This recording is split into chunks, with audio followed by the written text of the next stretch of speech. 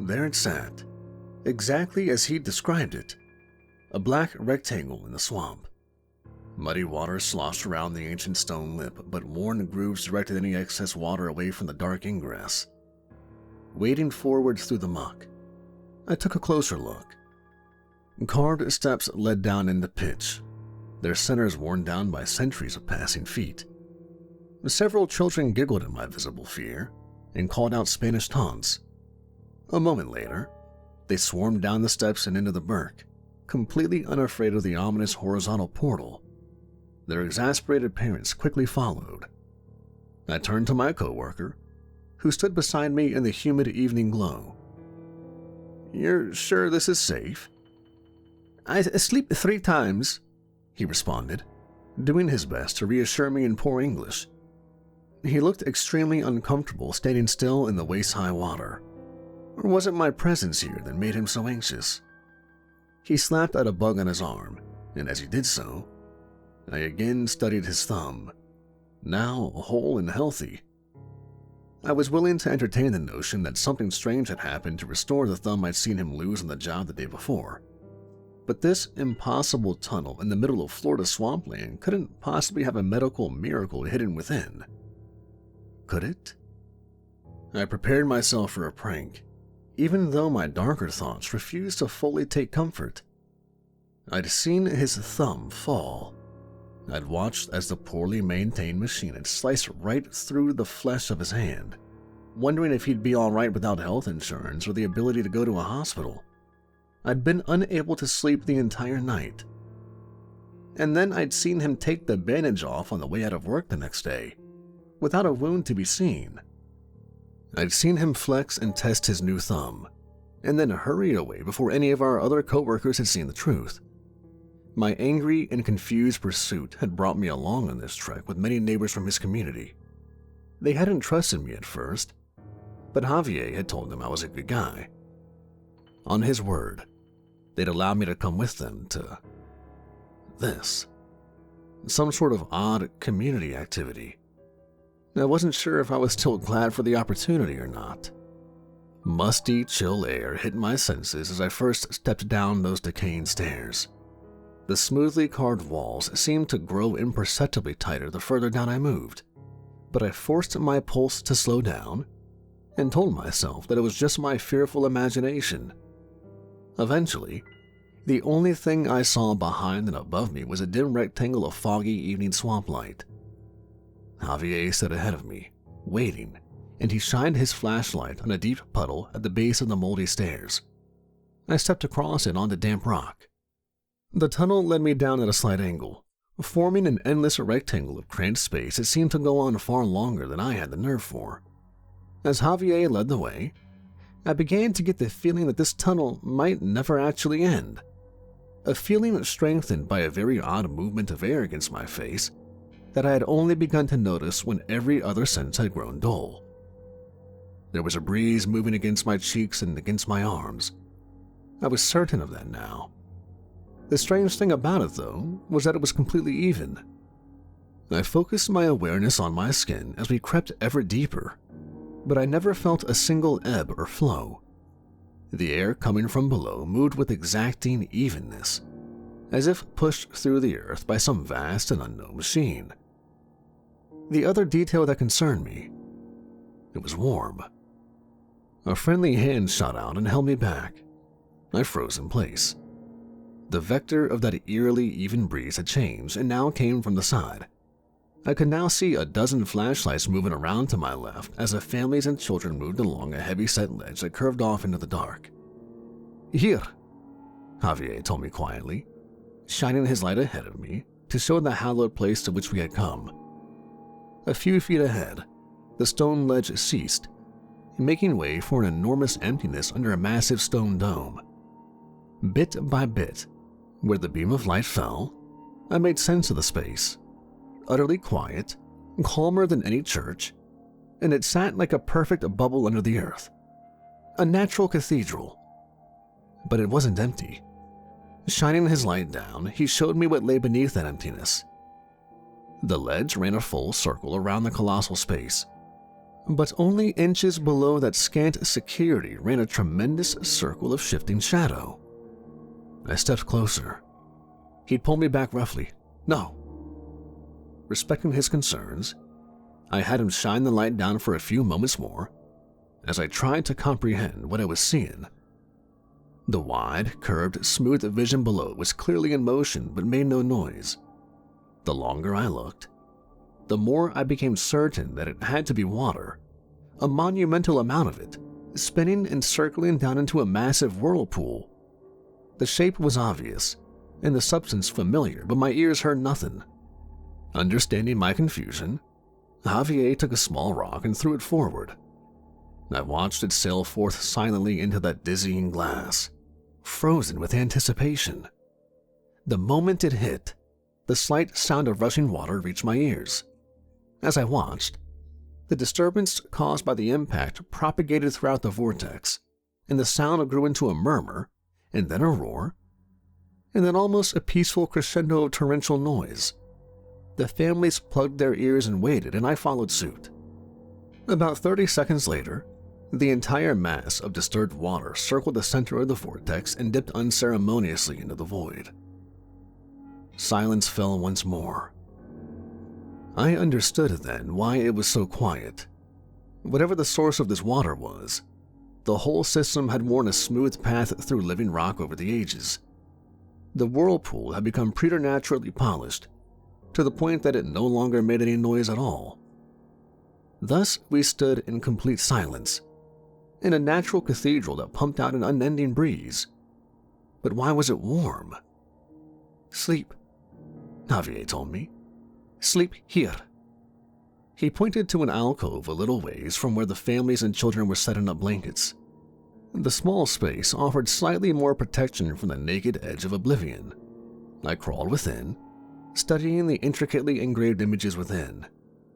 Faded paint flecked from icons of Mary and Jesus as a child, even older images besides that detailed a strange elephant with many arms. Below that, someone had worked ivory and bone into ancient carvings. Sleep, my friend said again. He held up his thumb to his light, and I noticed, for the first time, that the skin there was a slightly lighter color than the rest of his hand, as if it hadn't seen as much sun or sweat. If we sleep entire dream, healed. I wasn't sure I understood, but I felt no danger now that I understood the importance of this place to these people. This wasn't a prank, nor a trick, and many other people had clearly been here throughout the ages. I almost dared to believe that something mystical might happen here. But sleep entire dream, what did that mean? I tried to decipher his cryptic command even as my head began to feel oddly heavy. My lungs seemed to fill with calm warmth, and I slumped next to him against the elegant walls of the little alcove. A vanishingly thin tendril of electricity seemed to tug at my consciousness, pulling my awareness forward. The sensation was not overwhelming or fear-inducing. Rather, I sensed that I could pull back at any time, and pull back I did. I awoke slowly, highly aware of the precarious nature of the ledge I'd fallen asleep on. Looking around, I saw Javier and several other families sleeping by the glow of their flashlights. None seemed in danger. Slowly, I let myself nod off again. That thin cord of energy returned, pulling my thoughts and sensations out of my skull, and I let it happen, warily poised to pull back at the first sign of a trap. Floating black seemed to move around me, sliding past and then spinning one full rotation. Upside down, I felt my back press weakly against the ceiling. No, the floor. Soft dirt. Pushing forth, I fought my way out of soft resistance, sitting up only after great effort. I sat stunned for a time. A vast sky of rotting amber arched overhead, shot through by skeletal black fingers arcing with ephemeral purple energies.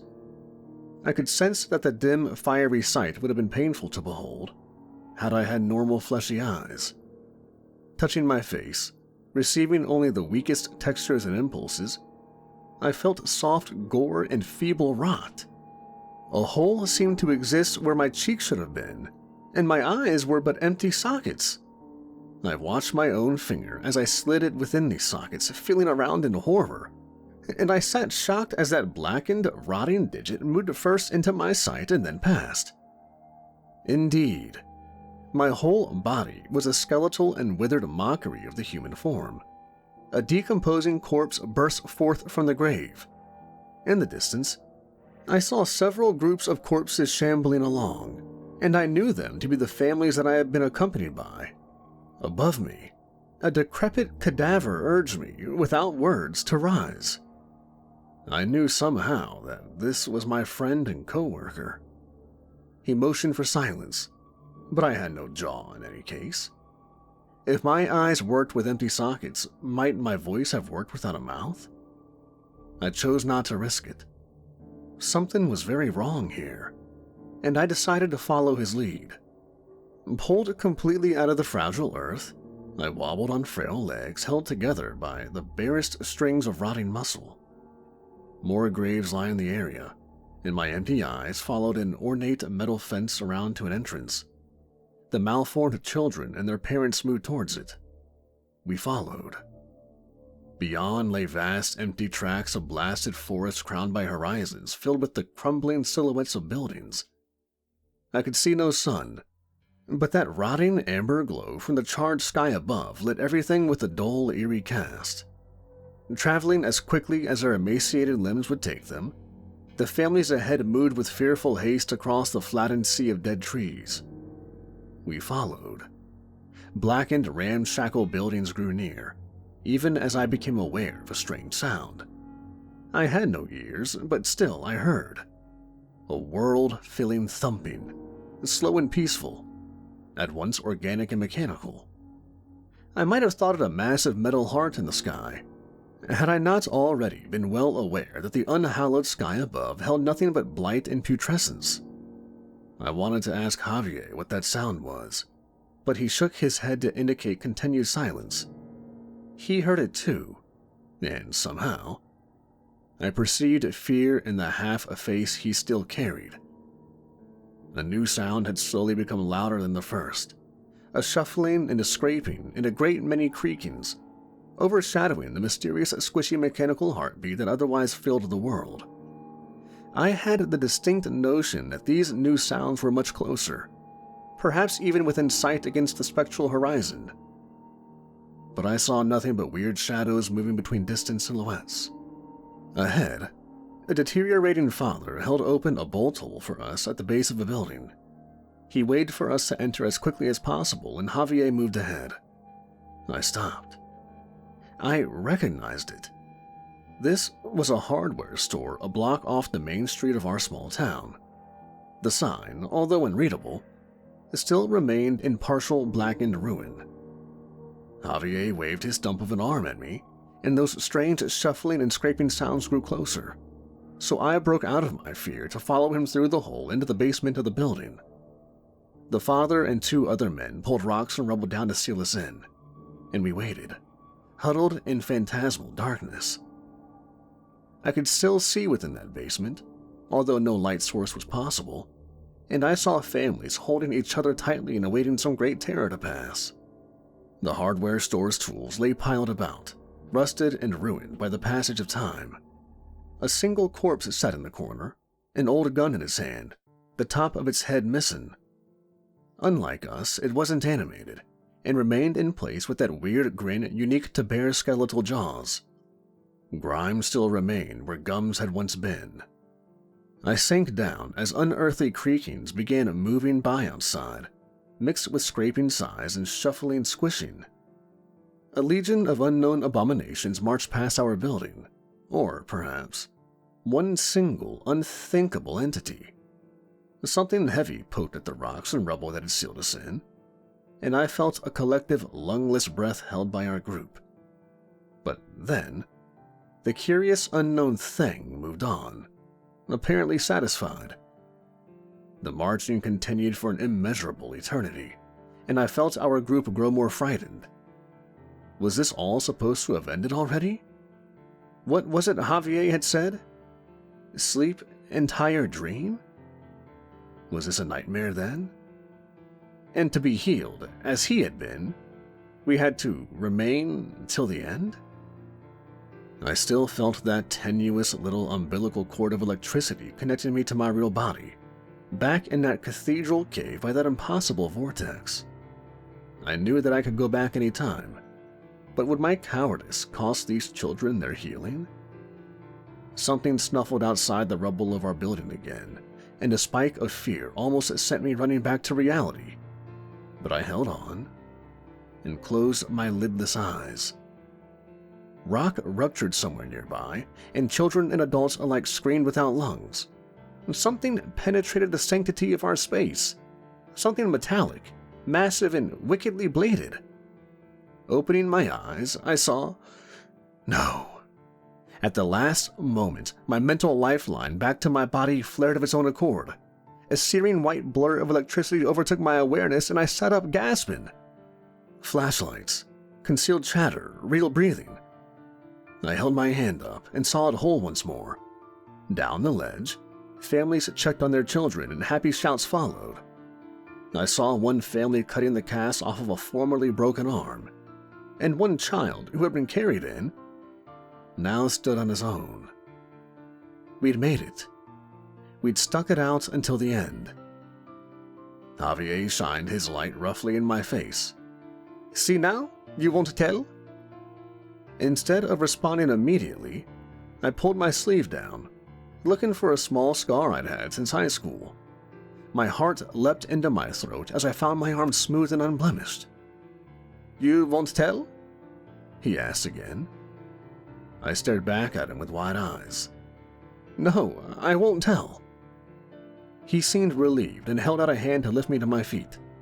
No, come back. Bad luck, if come back too much. Nodding, I pretended to agree with him. I decided at that moment to pretend like I'd been spiritually touched by the grace of that unreal place.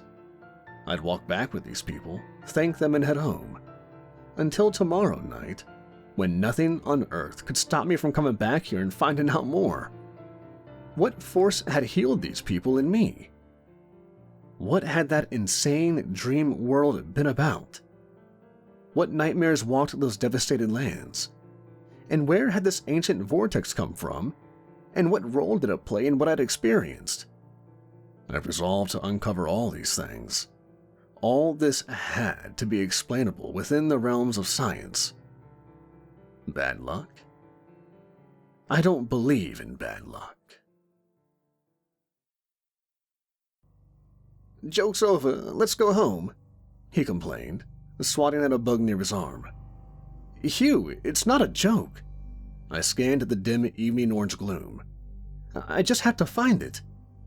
He pushed up his glasses, sighed, and continued wading alongside me. Is this about your brother? I turned and glared at him, fighting a sudden energy in my arms and an urge to strike him.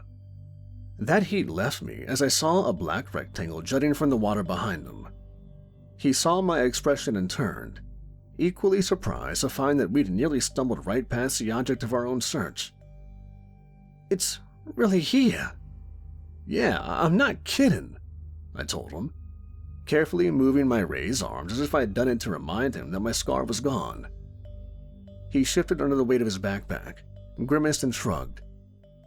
You first, then. I pulled 2 flashlights out of his pack and led the way down the mossy ancient stairs. He followed only after I shot him another glare.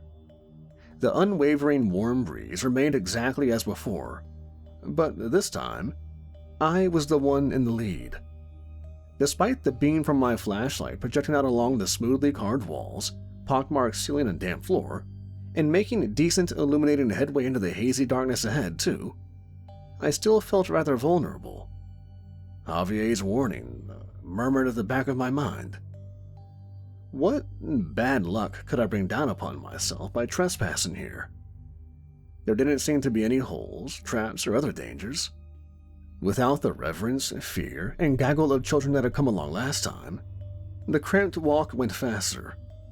I knew to look for the sudden ledge and held Hugh back as we emerged into the massive domed chamber. There it is, I told him, shining my light down at the eerily silent whirlpool. It's really here. he breathed, clutching the intricately carved walls out of fear of the edge. He glanced up at an ancient mural. That's Seminole art, I think. Or Muskogee before them. Upon my wary silence, he turned his eye toward me. Native Americans, like 200 or 300 years old. Ah, I replied, studying the depths of the chamber with my light. I saw Christian and Hindu stuff in one of the alcoves and carved ivory and bone art. I'll scrape some samples, he thought aloud, taking out his backpack and placing it carefully on the ledge. Bending down while still gripping the wall, he carefully searched through jars he'd packed for this purpose. Shivering a bit, though probably not from cold and that oddly warm breeze, he pulled out a rope. Tie this around something, will you? I don't like walking near this crazy instant death whirlpool thing. I snorted.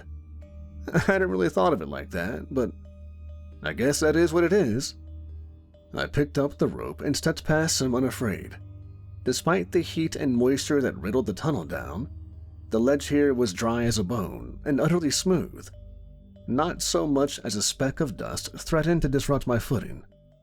Traveling further along the circular ledge than my prior visit 3 nights before, I shined my light both on the flat stone ahead and the carvings, paintings, and alcoves to my left.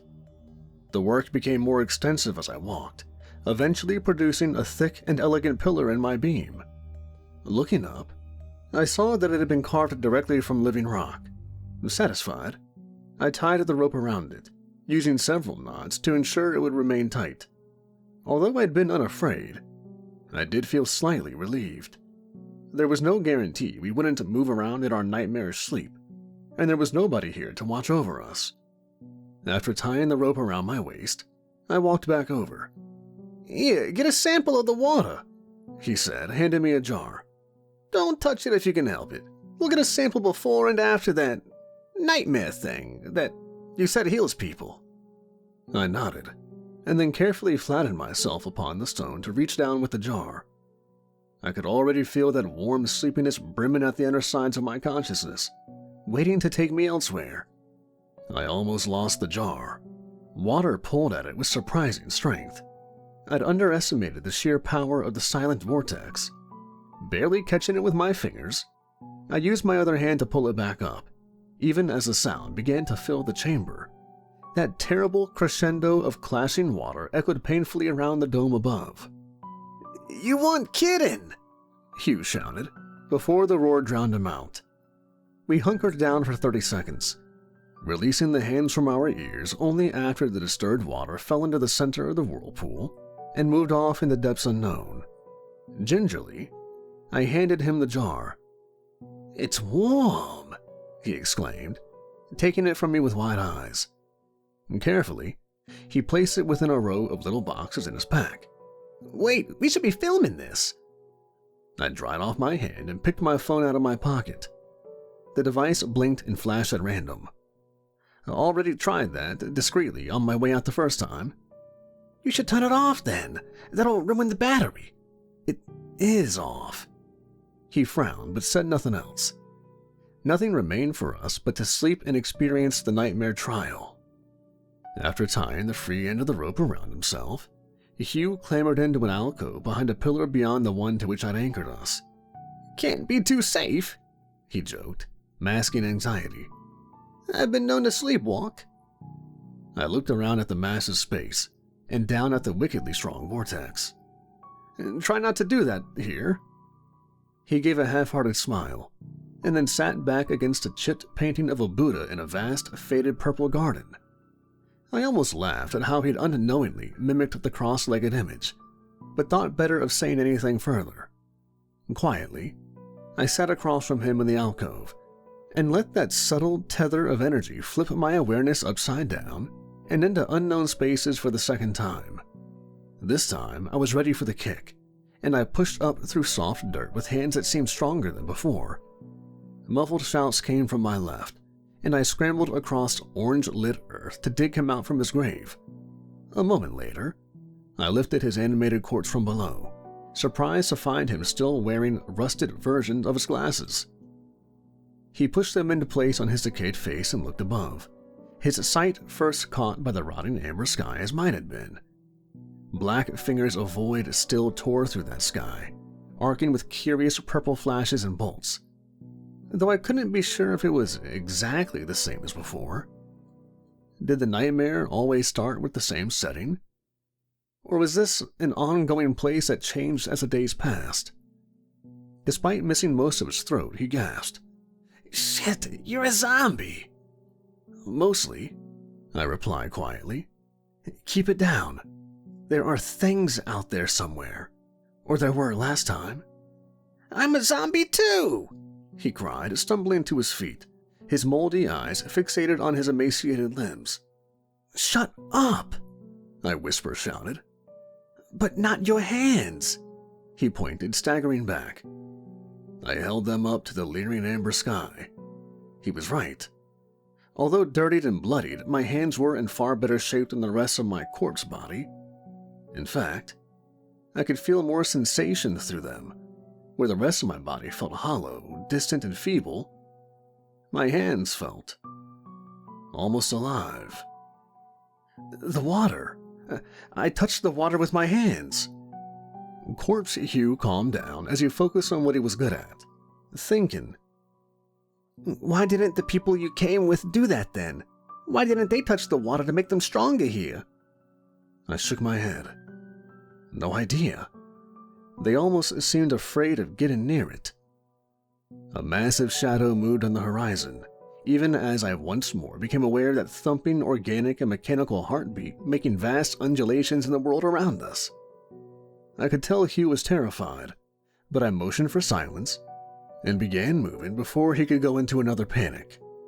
We had indeed begun at the graveyard again, although with many less people in our undead company. Broken gravestones littered the area, each overgrown by long dead bushes and weeds.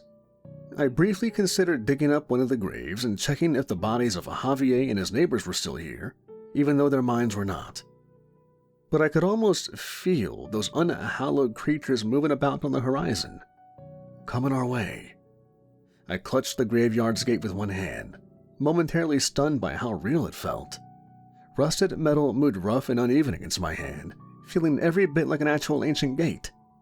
Heated breezes slipped between the bars, and I felt every flow along the skin on my hand. Was part of me truly alive? Worried, I bent down and took a piece of stone and used it to scratch my palm. It hurt. Dropping the stone, I carefully opened the gate, taking care not to make it squeal too loudly. Worry surged through me. My hands were stronger, but was I more vulnerable? I very strongly did not want to get caught by those horrible things on the horizon. But now I realized there was another concern. Did the creatures here learn from previous visits? If we headed to the hardware store basement, would they find us immediately? An ice-cold wind moved across my hands, only to be replaced by heated breath a moment later. I looked out across the vast landscape of blasted forests, dead trees, and crumbling buildings, but I saw no real reason for the chill. Holding my hands close, now more fearful than unexpected, I decided to abandon the previous plan. "Let's go this way," I whispered. Hugh turned his gaunt face toward the town proper. "Isn't the hardware store that way?" "They found us there last time," I told him, hiding the fact that the creatures had been slightly too late despite finding us.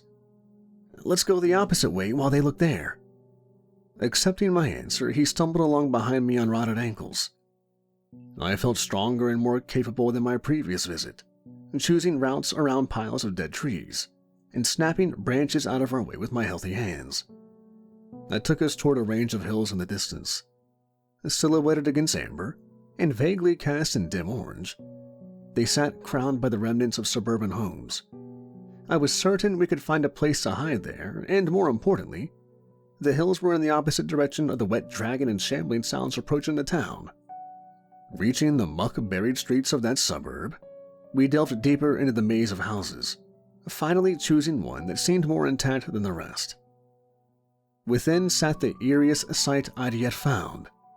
An almost normal living space, complete with decently in-shape appliances, and pictures stuck on the fridge, and a dusty but unbroken bed.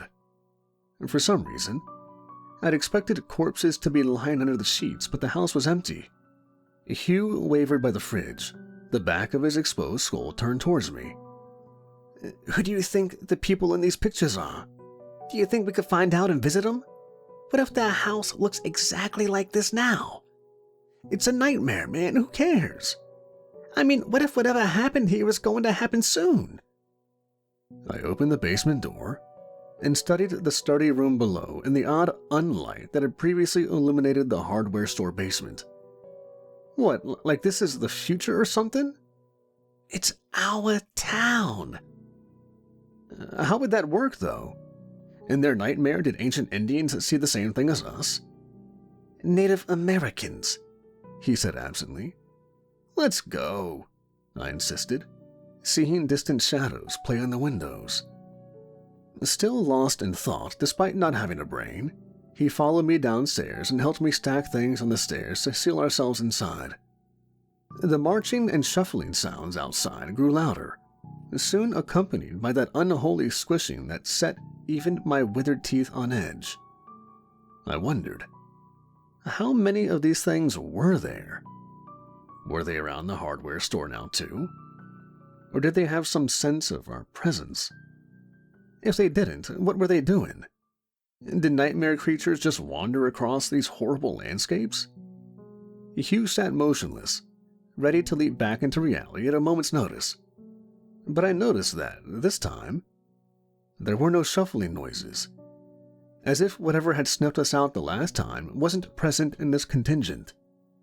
Just as that tendril of electricity in my head began to flare, I heard a massive crushing impact somewhere outside, and the basement shuddered.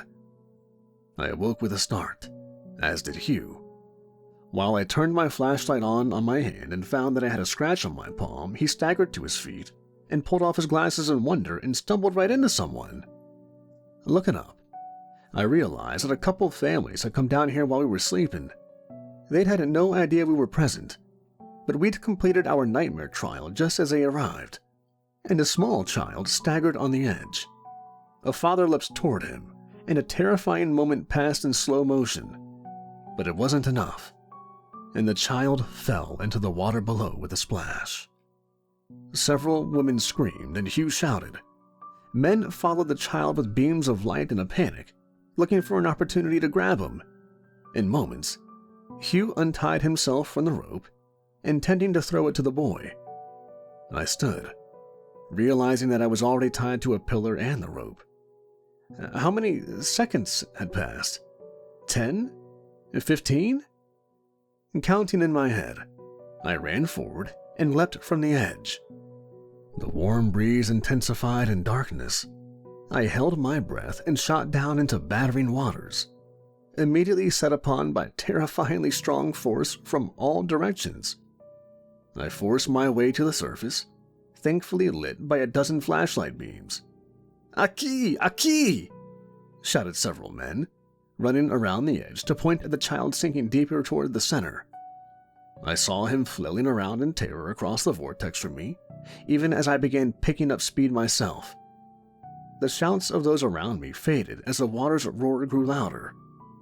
Breathless, overwhelmed, and weakening as I pushed against the torrential waters, I realized I would never get across to him in time. There was only one chance, and I could see it. The pitch-black void at the center of the whirlpool, from whence that strange warm breeze emanated, and into which all light vanished. There was no time for thought. I pushed straight toward the center and fell forward into open air as the boy fell towards me. The rope snapped viciously and painfully around me as the full force of the vortex pushed down on us, but I caught him and held him fast. Unable to breathe for all the liquid ripping down our bodies, I held on for dear life. It only took a few moments, but being pulled up felt like an eternity. I could feel the hands of the community at work, pulling our rope back, and I held the boy tightly against me, my eyes fixated on the void below. Deep down, incredibly far down, impossibly down, straight down that vortex deep into whatever unknown spaces in the earth the waters went, something glimmered with an almost electrical snap. The light only lasted for a split second, but I knew I'd seen it. Pulled slowly up to the ledge, I handed the boy off, and then collapsed on unyielding stone. As the disrupted waters fell away into that impossible darkness, I began hearing the people around me again. Shouts, cheers, claps on the back. But I processed nothing. There was something down there. I had to get down there. After Hugh's tests on our samples, we would have to return with proper climbing gear. As I lay there soaked in warm waters, a strange energy creeping into my muscles and awareness, I began thinking up the arguments that I would need to convince him.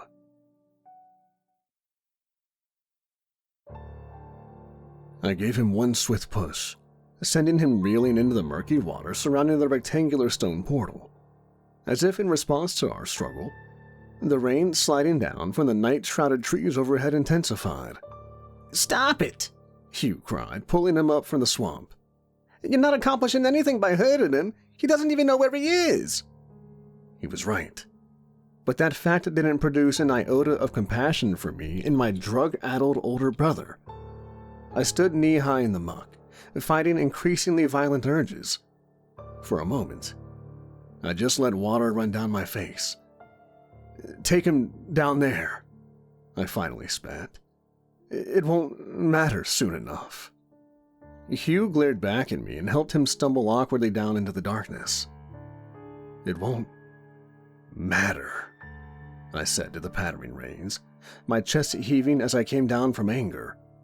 Hugh was proof enough that no injury I caused would matter. His unfettered glare had been all the more pointed without glasses in the way. Glasses he no longer needed after a single visit to the strange cavern under this muggy swamp. He'd been concerned at that healing, because nearsightedness isn't a defect, as he complained several times over the week it took to find my brother's rotting shack. "It's not a cut or a broken bone, it's mostly genetic. And it's not obvious that a misshapen eye is something that needs to be fixed." Not obvious to an inanimate force, he meant, as he'd continually tried to define what healing even meant in specific terms. Were cells reconstructed and placed in perfect alignment with the body? How did the force at work determine which cells were needed and where? What happened to mass that needed to be taken away, like scabs, dead tissue, or tumors? What mechanism enabled all this, and what power source? I had no answers for him. Not yet. All I knew was that something massive resided miles below that vast, silent whirlpool, and I had to see it for myself. I could feel it even now, in the form of a subtle electricity running up through the rainwater pouring into our tunnel and radiating out through the swamp's sloshing mire. Carefully stepping down those ancient stairs, my booted feet splashing in rushing torrents, I followed the current toward the underground dome. A constant roar filled the place as the stream of rainwater beneath my feet poured past a ledge and into the vortex, disrupting its smooth flow. Shining my flashlight around, I traced the mist, spray, and rough waters, making sure that we weren't in any extra danger. Although the pool was choppy, the circular ledge around the base of the dome still seemed safe enough. I put my hefty pack down, but hesitated just before I put a bit of cotton in each ear. I had the oddest sense that the hallowed chamber was almost angry somehow, as if the ongoing roar was a shout of trespass. Shaking my head, I cast the ridiculous notion aside. It was just rainwater and chop. Hugh was convinced there was some sort of intellect at work here, but I'd felt no overt consciousness in any of our explorations. If something down here truly was aware, why would it sit underground for centuries healing random visitors through nightmares? The idea of an actual living intelligence at work just didn't seem plausible to my instincts. We'd come later at night than ever before. There would be no surprise visitors while we slept. Traversing the entire circular ledge for the first time, I shined my light into those turbulent waters looking for the source. I finally found it pouring from a natural and barely visible opening exactly at the lip of the vortex, an angled channel that perfectly enabled the circular spin that had so exactingly carved the silent whirlpool over the ages. I stood above that channel, studying the elaborate art of long-dead visitors that had also found the source and thought to enshrine it. Among a series of religious icons, faded paint depicted a hill crowned by crumbling structures. After a few moments' study, I frowned. I jumped toward the wall and turned as something touched my back. Hugh held up his hands in his light and surprise. "Sorry," he mouthed, his words lost in the roar. He pointed toward a carefully placed flashlight, and my semi-comatose brother waited down in an alcove across the gulf. "We're ready." I nodded, but didn't tell him about the painting I'd seen. He would never go back to the nightmare with me if he knew what had been depicted. I walked back round with him and took up position next to my brother. I fell asleep under that curious, heavy influence while my eyes were still half open, my sight taking in my brother's sunken purple sockets, drawn skin, and decaying teeth. He already looked half the corpse he was about to become. This nightmare trial and impossible healing might not have been what our mother and father wanted for him, but they weren't around to protest. Dirt fell away from me like so much splattered rain as I forced my way up. Healthy, strong, and even feeling empowered, I burst forth from my grave with a fully living body exactly as Hugh had feared. I wasn't afraid. Although I was vulnerable, I felt strong and capable, and more than able to evade whatever slimy things moved around in the dark of this otherworldly haunt. Except, it didn't look anything like the nightmares I remembered. Momentarily stunned, I stared at a world cast in completely different color. Where once rotting amber, marred by black fingers had hung overhead, I now saw flaring yellow and searing cerulean. Squinting against the pane, I stumbled over onto the next grave, just in time for a decrepit version of my brother to erupt from the dirt in a panic. Hugh arose next to him. "It's like I thought. You're fully here because you jumped in the water. What the hell is going on?" my brother asked, lifting his bone and blackened flesh arms. "Am I finally dead?" Still squinting against the painful glare bombarding me from every direction, I shook my head. "Dan." He stared up at me. "Why are you here?" "Do you still feel the lifeline?" Hugh asked me, concerned. I nodded, keeping my head low and my eyes half closed. I'll go back the moment I sense trouble. I have no intention of dying here." "So, we're alive?" Dan asked, his bone bare jaw moving with his words. "I don't feel high or sick. What did you give me?" "Nothing," I growled, stumbling to my feet. "Stick with Hugh and don't wake up until this is over." "Why?" "Just listen to me," I shouted at him, not caring if my voice traveled. I couldn't see shadows moving on the horizon. I couldn't see much of anything in the burning waste outside the graveyard, but I wasn't about to assume we were safe. Peering up with watering eyes, I studied the sky. "What do you see?" Hugh asked, helping my brother to his partially missing feet. "It's not what we thought," I forced out, taking a few steps forward. "Take care of him. I have to check something." Before he could protest, I broke out into a run. Knowing that I only had a limited time, I slipped through the graveyard's gate and bolted across the blasted forest wasteland at a pace multiple times faster than my corpse body had ever managed. I could see now that the felled trees were not simply rotting where they'd fallen. They'd been burned. Their blackened trunks caved and crumbled as I leapt across them. The pattern of burning was curious. I took a short moment to study the char and the liquid-like patterns carved along them. It was as if every trunk had been harvested by acid rather than fire. I slowed for just a moment as that horrible sound began reaching my awareness. That monstrous heartbeat in the sky. But this time, the detail and intensity were far greater. I could hear nuances of breathy mechanical pulsing in between the heavy switching drumbeat that sounded every few seconds, loud enough to subtly vibrate the very earth beneath my feet. Looking down, I frowned. I still had my shoes, and all my clothes for that matter. Hugh had come last time with rusted glasses, but my clothes were nothing worse than dirty. The landscape was brutal and painful, filled with debris and sharp rocks, so I was thankful for my shoes, but it seemed odd. Had the water of the vortex affected them as well? Had I come in the same clothes as last week? I couldn't remember. And there was nothing in the water, anyway, as far as Hugh's tests had shown. The jars we'd taken had held nothing but dirt and water. Nearing the crowned hill with the ruined houses, the suburbs we'd taken refuge in last time, and the subject of the painting I'd seen, I looked back toward the horizon from whence the unknown nightmarish creatures usually came.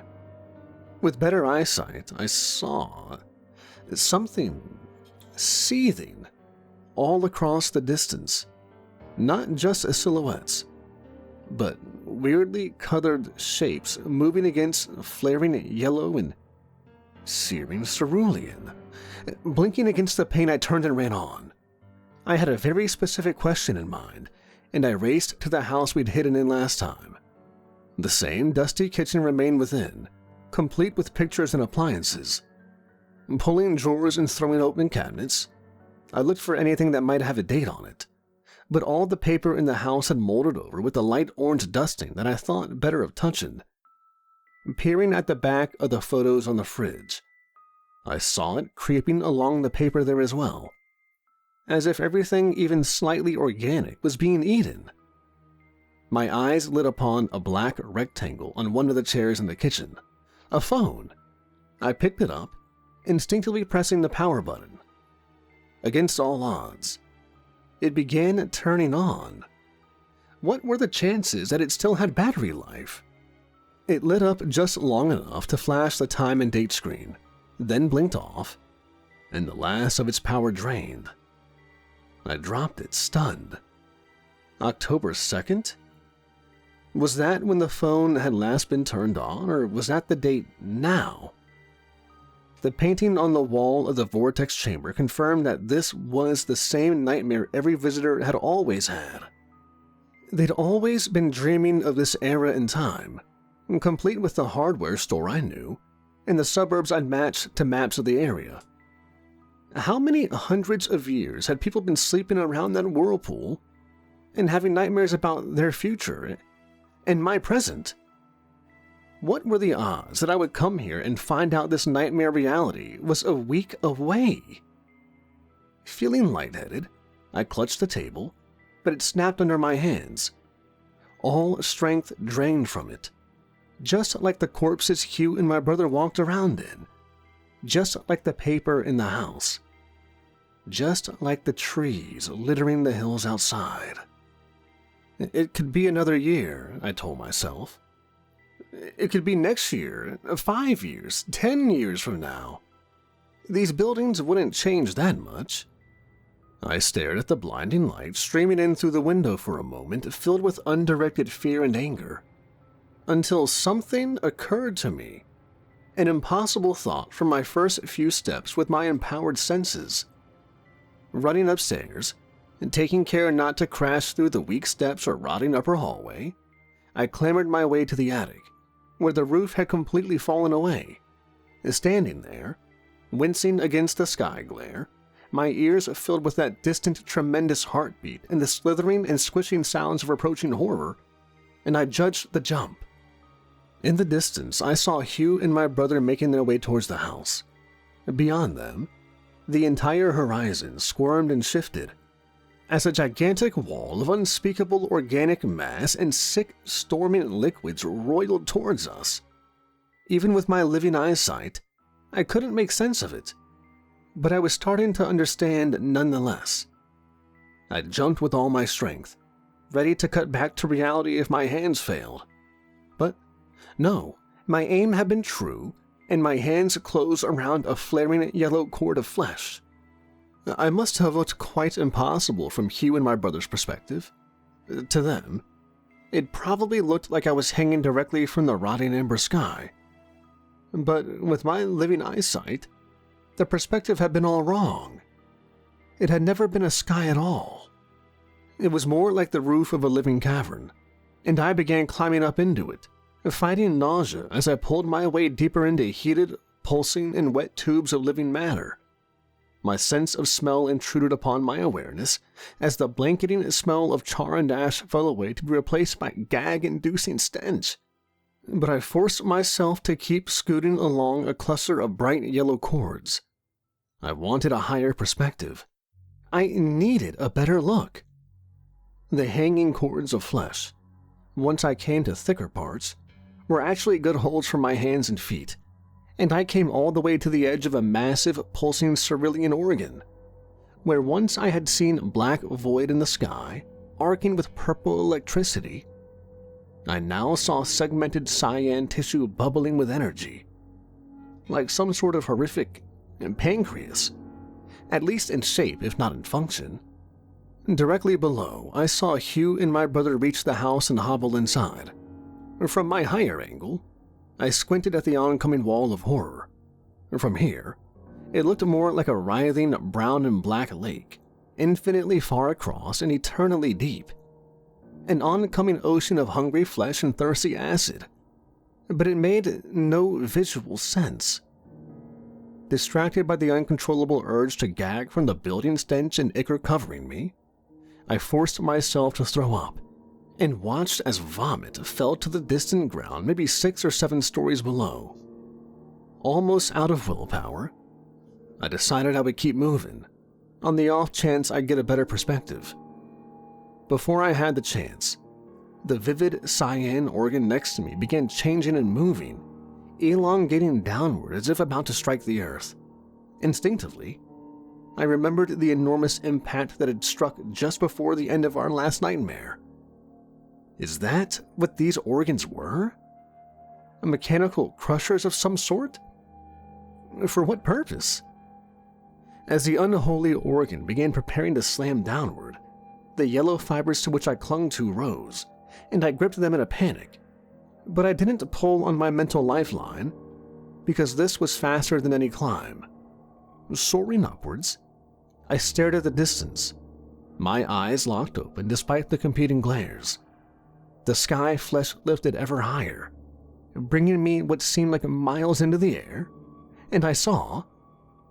Too often, I'd been stunned and dumbfounded by awe. Now, I took in the sight with a sick despair that matched my nausea and revulsion. Somewhere in the back of my mind, I'd expected a terrible revelation, and this only made me feel grimly justified in my dangerous pursuit of the truth. Not wanting to be crushed or cast down by the organ's imminent impact, I pulled on my mental connection to reality early for the first time. The energy flared, and I soared backwards in thought. I awoke in gentle gloom, our flashlights still aimed at the nearby pillar. I sat in silence for a long time, waiting. I slowly realized that the rain outside must have stopped if it was silent down here. Although only an instant had been left in the nightmare, it took the two of them another several minutes to wake up. My brother shot up, gasping. I quickly held him back and shined the flashlight on his features. His sunken purple eyes were now smooth, whole, and bright. His teeth looked professionally restored, and his sallow skin had become smooth and healthy. He looked down at his hands, then at me, and then back at his hands again, and then he began crying. Rather than ask me questions about the insane experience he'd just been through, Perhaps he chalked it up to a bad trip. He just rocked in place, overwhelmed by his healing. With his new clarity and awareness, I could see him begin to understand everything he'd done the last few years. I'm so sorry," he repeatedly sobbed. My anger and resentment gone for the moment, I held him under one of my arms. "It's fine." Hugh watched in silence, concerned and moved. I caught his gaze. "We have a problem," I said quietly, between my brother's sobs. He nodded, as if he'd expected my words. "What were you climbing on in the sky? What did you see?" Moving my jaw back and forth, considering how to tell him, I decided to answer both questions with one statement. Above that seething, endless nightmare ocean, impossibly distant, but massive enough to still dominate the sky just past the line of horizon, I'd seen a half of an immediately recognizable red orb. It had crested the edge of its own limitless ocean of writhing acid and flesh, slowly sliding deeper. There was no other way to say it except directly. "I saw Mars." His lip curled up lightly with confused humor. "What, like?" "I saw the planet Mars, large in the sky like a moon, but I only saw half of it." "Half of it?" he said, his humor fading into resigned fear. I nodded. "It was being digested, just like us. That's the sounds you hear, and that's what chases us. In that nightmare world, the Earth is being digested." "Then—" "Yeah." I answered his unspoken question. "It's not a sky at all that I was climbing on. It's a lining, a wall. I think it's a stomach." "The hell?" he breathed. "That's not the worst part. I found the date," I told him, feeling nothing but grim certainty. "The 2nd of October." "What year?" I shook my head slowly, still holding my brother as he cried. Hugh stood, took a deep breath, and approached the ledge. He shined his light at the center of the vortex and watched the smooth water for a long moment. "We gotta get down there." "That's what I've been saying." He said nothing further, his gaze locked on the whirlpool's center. I knew what he was thinking, for I was thinking it. The scale of the threat in that nightmare world was beyond belief, beyond comprehension, and beyond any resistance by a few individual men. Yet something beneath this healing vortex was connected to it, and there was still time to find out why. Somehow, in an ancient cave under the earth, hidden by darkness and swamp, there still remained an unknown hope. Though how a hidden source of quiet healing might be related to a monstrous solar system-eating abomination, I had no idea. I looked down at my brother now that he had finally quieted. This wasn't part of the plan, but things had become far graver than I'd expected. "Dan, I need your help. I'm not good for anything. You don't have to do anything except come with us. Hugh and I can't do this alone. We brought all the climbing gear we need, and we're going to climb down there, and we're gonna figure this all out. There's nobody else I can trust with this, and there's no more time to try to convince anyone else. I need you to be here, and I need you to do this." He hesitated for a long moment, but then nodded weakly. "Is this really happening?" "Unfortunately, yes." I stood and walked over to my pack to begin pulling out climbing gear bit by bit. Hugh pulled his back from the alcove and began doing the same. Our preparations went as quietly as the vortex by which we stood, and as silently as the unknown force which awaited us below.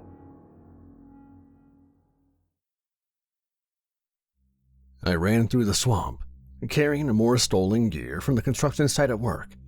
Our first 2 attempts had failed, as the hole had been far deeper than we'd expected. Filled with anxious energy, I rushed back through waters lit by the rising peach light of dawn. The tunnel opened up before me, and I climbed down ancient stairs in between close rock walls. I had the oddest sense that the tunnel was getting slightly smaller with each visit, but it had been here for hundreds of years, so it must have just been my imagination. I felt a brief panic at the thought that it might somehow close and trap us under the earth, but forced myself to ignore the thought. Coming out into the massive dome above silent spinning waters, I noted Hugh's and my brother's progress. They'd managed to hook up cables between several opposite pillars, forming a framework to unspool a line straight down from the above center of the vortex. They'd also set up several lights powered by a small generator, so for the first time, I got a good look at the entire domed chamber. Dropping 2 heavy coils of cable and slinging my backpack down, I circled the ledge. The dome above was covered in engravings and paintings from many different cultures. Apparently, we would not be the first to climb around this cavern. I doubted that any men of the past had climbed down into the center of the whirlpool, though. Aside from the obvious respect most had for the place, the whirlpool's dark center was only barely wide enough for a person now, and would have only been narrower before the grinding work of centuries of flowing water. "Think we've got enough line now?" Hugh asked, carrying one of the coiled piles to our winch. I thought about it for a moment. Hugh had gone the first time and I'd gone the second, but neither of us had physically reached anything of note. "I think so. Last time I saw the flickering light again, and it wasn't too much further down." My brother grabbed the other pile of cable. "I should be the one to go this time." "I want to go again," I replied. He pushed up against me aggressively. "You don't trust me?" Years ago, my older brother had been taller than me, but he was now half an inch shorter than I, and extremely thin besides. Whatever intimidation factor he'd once held over me, it was long gone now. It's not an issue of trust. I want to see it for myself. I have to. "It's fine, Dan. We probably still don't have enough to reach the bottom anyway." He backed off, still sullen. Wasting no more time, I strapped on the climbing harness and hooked myself up to the cables we'd set up. A few minutes later, after checking and double-checking everything, I donned some gloves and climbed out to the center. Hanging there directly above the center of the vortex, I still felt chills. It looked, for all intents and purposes, like a black hole feasting on light and water. I'd been down once before, but that didn't make this second moment of anticipation any easier. Slowly, they began lowering me.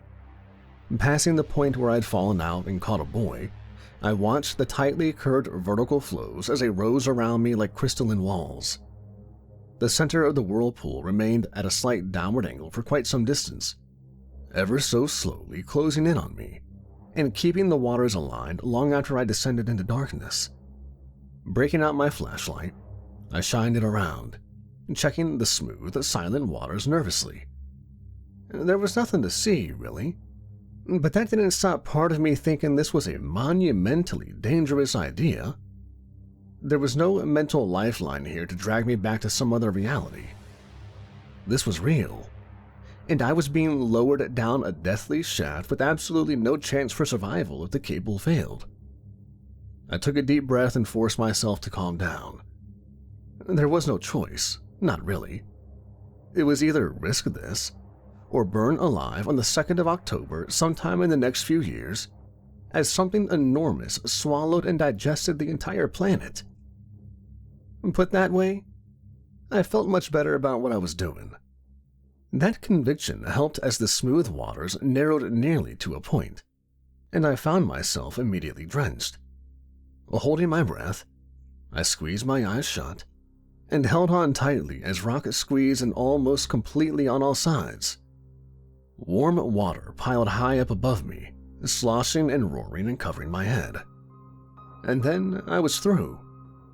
The droning sound of rough water began reaching my ears as I entered the area where the water lost cohesion and simply began falling straight down. Having reached this depth before, I knew that the living rock began expanding bit by bit, forming a shape while encouraged the sound to radiate down rather than up. One reason, I guess, why the domed chamber a mile above was so quiet. I shined my flashlight out from the center of the expanding waterfall through which I was descending, but I still saw nothing but rock sloping away and darkness and mist below. This was where the cable had run out last time, and where I'd been forced to use the simple signaling button at my waist. I stared downward as the walls continued sliding up past me. The falling water became a heavy, droplet-filled mist, lifting some of the water's pressure from my shoulders. There! Some sort of white light arced past in the darkness below, far more clear and close than the vestiges I'd seen when I grabbed that boy. I knew immediately that I was going to reach it this time. Shining my flashlight down, I watched, breathless, as my hanging feet approached something solid. Finally, the moment came, and I slid into a waist-deep pool of flowing warm water that constantly roiled with the falling, scattered column from above. Quickly pressing the middle button on my signal device, I communicated stop before the cable coiled up too much underwater. Wading around the pool, shining my light into the dark water, I found no threat. But still, I clambered out as soon as possible, my subconscious filling my thoughts with fears of unseen creeping things. I found that I was in a tunnel of sorts then, close to a long point at one end, and opened into further darkness at the other. The pool's overflow continued down in that direction, sliding away like a wide, bubbly, flat river. Unhooking myself from the harness, I sat on mossy rock for a time, thinking about what to do next. It was oddly warm down here, and I'd never seen moss this far underground. Didn't they need light? At that thought, the arcing energy I'd seen twice radiated again. I watched, stunned, as a cord of bright white electricity flared out from the darkness, through the pool, and up toward the pointed end of the tunnel. Getting close with my flashlight, I found the carrier, a whitish, transparent substance wrapped tightly around itself, much like the cable I'd ridden down on. I didn't dare touch it, but I could certainly follow it. I had 30 minutes without communication before they'd pull the cable up and try and come down after me. Checking my watch, I kept my flashlight aimed forward and carefully followed the river. As I proceeded down the gently sloped tunnel, I felt the humidity and heat increasing, and I noticed the organic cable in the middle of the floor was gradually growing wider. By the time I came to a larger opening, it had grown to several feet in width, and my attempts to stay on the rock and avoid touching it were becoming increasingly difficult. To get through to the next area, I was forced to touch it, but I waited until the next pulse of electricity to gingerly touch it with my boot. It gave slightly under my weight, but nothing else happened. I had the fear that it might open somehow and suddenly swallow me up, but I had no other choice. Moving forward along the thick white pathway as the surrounding rock dropped away, I found myself walking along what amounted to an organic causeway suspended in empty air. A small flow from the river still bubbled along its direct center, but the rest had slipped off the curved edges. I wanted to shine my flashlight over and see how far the drop was, but I wasn't about to risk getting close to the void. I didn't feel like walking across whatever this stuff was, but as long as nothing dangerous appeared, I told myself I'd probably be fine. There were no animals down here for something carnivorous to feast on, so this had to be. I understood my miscalculation even as another pulse of energy arced out from the darkness ahead. It came at me like a blazing silent train, and a bolt of heat seemed to slam up into my chest through my feet. Eye-watering yellow and agonizing blue assaulted my cavern-adjusted sight as I fell to my knees in acid-scorched dirt. Despite the intense shock, I knew exactly where I was. In fact, blinking through tears to study my immediate surroundings, I saw the hardware store, and the rock that the families had used to hide their stay in the basement. Were they inside there now? Nothing seemed too impossible anymore. Not even ending up in another night's dream. Breathing hard, I scrambled in the dirt around the rock, trying to move it. But rotted hands and number were stronger than my living limbs alone. Within, I could hear people whispering and huddling in fear. Looking to my right, I saw writhing flesh at the edge of the acid ocean approaching. Great tentacles and gnashing faceless mouths and grinding unidentifiable masses intent on breaking up matter for easier digestion. It was those masses that would reach these buildings first, but I knew the dream would end for them before the distant acid poured across the city. But would it end for me? Terrified, I ran bolting through the charred town. I had no love for the place, not really, but to see it like this? To see the melted bodies in the street and the burnt state of restaurants I recognized and fast food signs I passed every day? Looking back, I saw a building near the hiding family's collapse, throwing its pointy metallic roof down at an angle to crash into the side of the store. It was the same dream, my first. I remembered that inexplicable metal barb very vividly. Was I, then, the source of the scuffling I'd heard outside? To distorted, rotting ears, had my hard breathing sounded alien and terrifying? And the dream had ended just after. White, flaring energies receded from my awareness, and I fell to my knees in blessed humid darkness. The pulse's light faded as it continued on down the line, and I realized that I'd only been gone a split second. I stared down at a semi-transparent white bridge of organic matter, shining my flashlight within. It seemed filled with unidentifiable lines of darker tissue and weird nodules. I thought something strange might be down there, but this?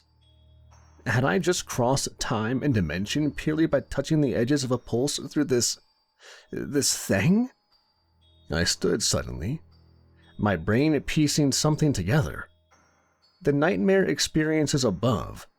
Did some minuscule bit of connection travel up the waterfall, up the vortex, and into the air of the chamber above? Was the connection so small there that only those sleeping could truly connect with it? I'd felt it in the swamp, the night of the rains, when the water's trail had connected all the way up to the surface. Moving on with increased determination and grim curiosity, I followed the ever-thickening bridge deeper into the void. The cavern walls fell away until my flashlight found nothing on any side except impenetrable black. Warm breezes appeared, filled with an ungodly stench that forced me to pull out 2 bits of wet cotton and plug my nose lest I pass out from sheer nausea. I sensed an incredible space opening before me, but I saw nothing until another pulse of light came. This time, I had the opportunity to see the source. An enormous burst of blindingly white light coalesced miles before and above me, as much like a flickering sun as anything else I could think of. It filled a quarter of my sight, despite being miles away, and I knew that this had to be the source of the strange power here. The colossal sight simply defied belief. A pulsing star under the earth, briefly lighting a tremendous cavern, and then sending out its energy like so many tracers. Tracers which extended in 1,000 directions, left, right, up, and down. One of those pulses of electricity came at me, traveling along my living bridge with ghastly speed. It was only by virtue of my extreme distance from the underground celestial object that I had any chance to react at all, and react I did. Fallen to my side while I stood in awe, my flashlight illuminated a surface that had come up to meet my living bridge, and I leapt for this surface without truly considering my actions. As the pulse flared past harmlessly, I plopped into some sort of goo, and then slowly squished down further under my own weight. Again overcome by fear of unknown lurking creatures, I scrambled up onto firmer ground, which offered no comfort at all. Still squishy and wet, I shined my flashlight at it. This was no cavern floor. I crawled along gray flesh, patterned with wide corrugations several feet across, I had the distinct impression that this was some sort of horribly large brain matter, and I stumbled to my feet out of disgusted horror. I sought to wipe my hands, but I was already covered in thick crimson liquid that shared the coppery pungent scent of blood. In fact, panning my light around, I noted rivers of the stuff moving slowly among hills of brain matter, a fleshy living nightmare landscape under the earth, lit by distant pulses of unholy living light. Pressure twisted around my heart and around my head, my pulse racing with absolute panic. This was... God, I had no idea. I literally had no idea, no guess as to the insane nature of the place I'd found. It seemed like blood and brain matter, but it wasn't a brain nor a body. Large clusters of rock still jutted forth, proving that the cavern floor was only a few feet beneath. And the layout of the hills and valleys were all wrong. The flesh was laid out in vast tracts rather than formed into a cohesive organ. What the hell was the purpose of this place? What could it possibly be? Logic and guesswork had gotten me this far, but this... What the hell was it? It was miles long and miles wide. A city of patchwork tissues and darkness. It just made no sense. Nearby squirting and scrunching broke me free from my awe. Shining my flashlight to my right, I saw a long and white, goopy segmented tube sliding along the brain matter toward me. It was maybe the length of a person's height, all told, and it was a maggot. It was a 6-foot-long maggot feasting on brain and blood. Behind it, a dozen more crawled from the sickening river. Leaping for the bridge of white, I pulled at cords and climbed my way back up. The maggots munched hungrily on tissue, ignoring me, and I watched as the oozing past I left behind almost immediately healed back up. My heart came down from the edge of panic as that clue brought me back to my original mission. These valleys of brain and blood were healing, just as we had all been healed. The source was still down here. Perhaps all this was simply a horrifying side effect of healing energy. Perhaps there was no purpose to this place. Perhaps it was all just an accidental byproduct of abundant life energy. Clinging to that small shred of sense, I felt the walls of my sanity strengthening once more. There had to be sense. There had to be logic. Yes. I stood again and let myself have a moment of calm. All right. How could this be connected to the destruction of Earth and Mars in our nightmare future? Despite the landscape of brain matter, oozing blood, and man-sized maggots, there was no immediate danger here. This was all healing and regeneration taken to extremes. I saw no beast, and felt no mind at work. And I certainly didn't see any monstrous entity capable of eating a solar system. This place was odd and disgusting, but... I briefly climbed off of my bridge again as another pulse flared and passed. Quickly lifting myself back up to avoid touching the grisly mess below any longer than I had to, I regarded the fading glow of the celestial cluster above me in the distance. That had to be the source. But what was it? I wiped drying red ooze from my watch and checked. Time to head back. In any case, I needed my companions to see this. There was no way they would believe me on word alone. Now more confident in my weird living bridge, I began running back, intent on avoiding any more pulses of energy. As I ran, I felt filled with strength and deft enough to avoid twisted cords in my path. Where I should have been tired, I felt only empowered, and the joy of running seemed to overshadow any fears and disgusts I had about what I'd seen. Exhilarated, I reached the pool at the top of the tunnel, hooked myself back in, and signaled to be pulled back up.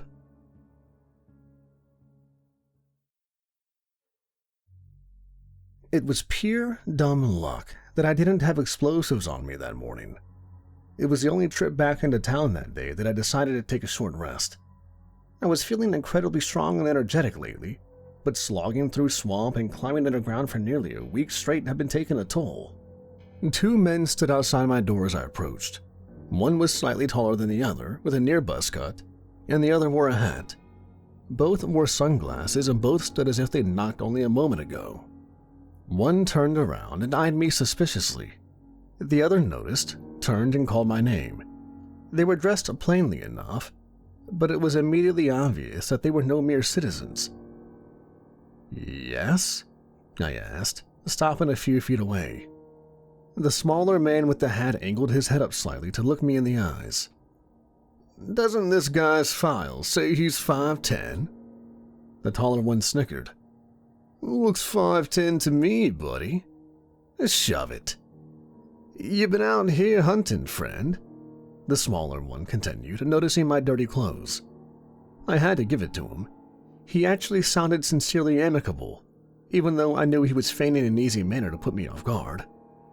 I said nothing, wondering if anything I said would only get me caught in a lie. "Look, we're not here in an official capacity." "Not yet," the taller man said, stepping a bit closer. "There's been, well, let's call it a logistical issue for now. A rather large amount of explosives is missing from a site your construction company is working on.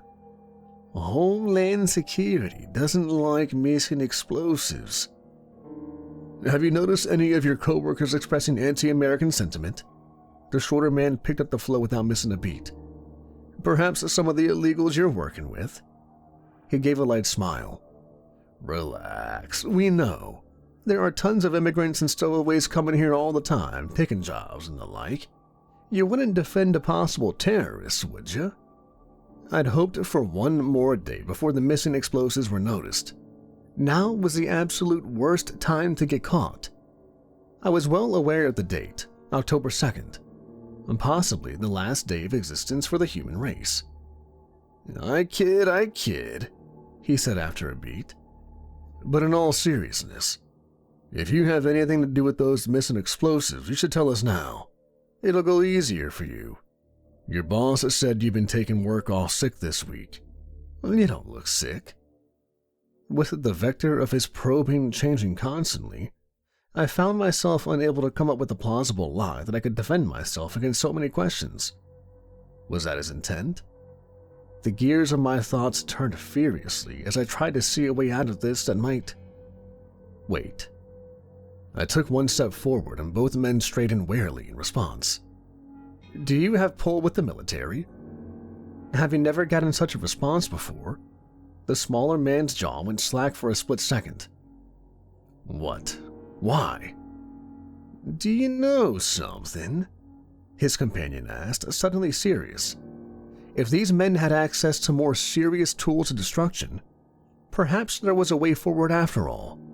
Our plan had been cobbled together with materials we could steal, Google knowledge, and desperation, and was not at all guaranteed to work. It's a long story, but I need you to listen to all of it, word for word. It's important. The taller man nodded, his expression hard and unreadable. "Go ahead." I recounted the events leading up to today as best I could, and began telling them about my story my last few days, including the truth of what we'd found.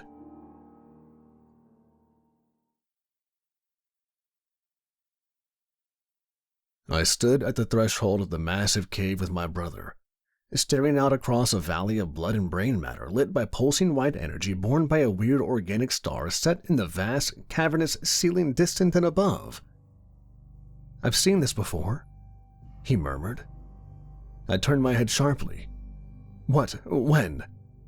He took a deep breath and then looked away, unable to face me. "In dreams when I was high." I resisted the urge to push him off our white, ropey bridge of living matter. I took a very different kind of deep breath before responding. "You saw this?" I hated being alive. I still do. I don't know if it was me or this thing, but I saw it." "What does that mean?" He was either unable or unwilling to speak further on the subject. I let the issue go. He was never good with words.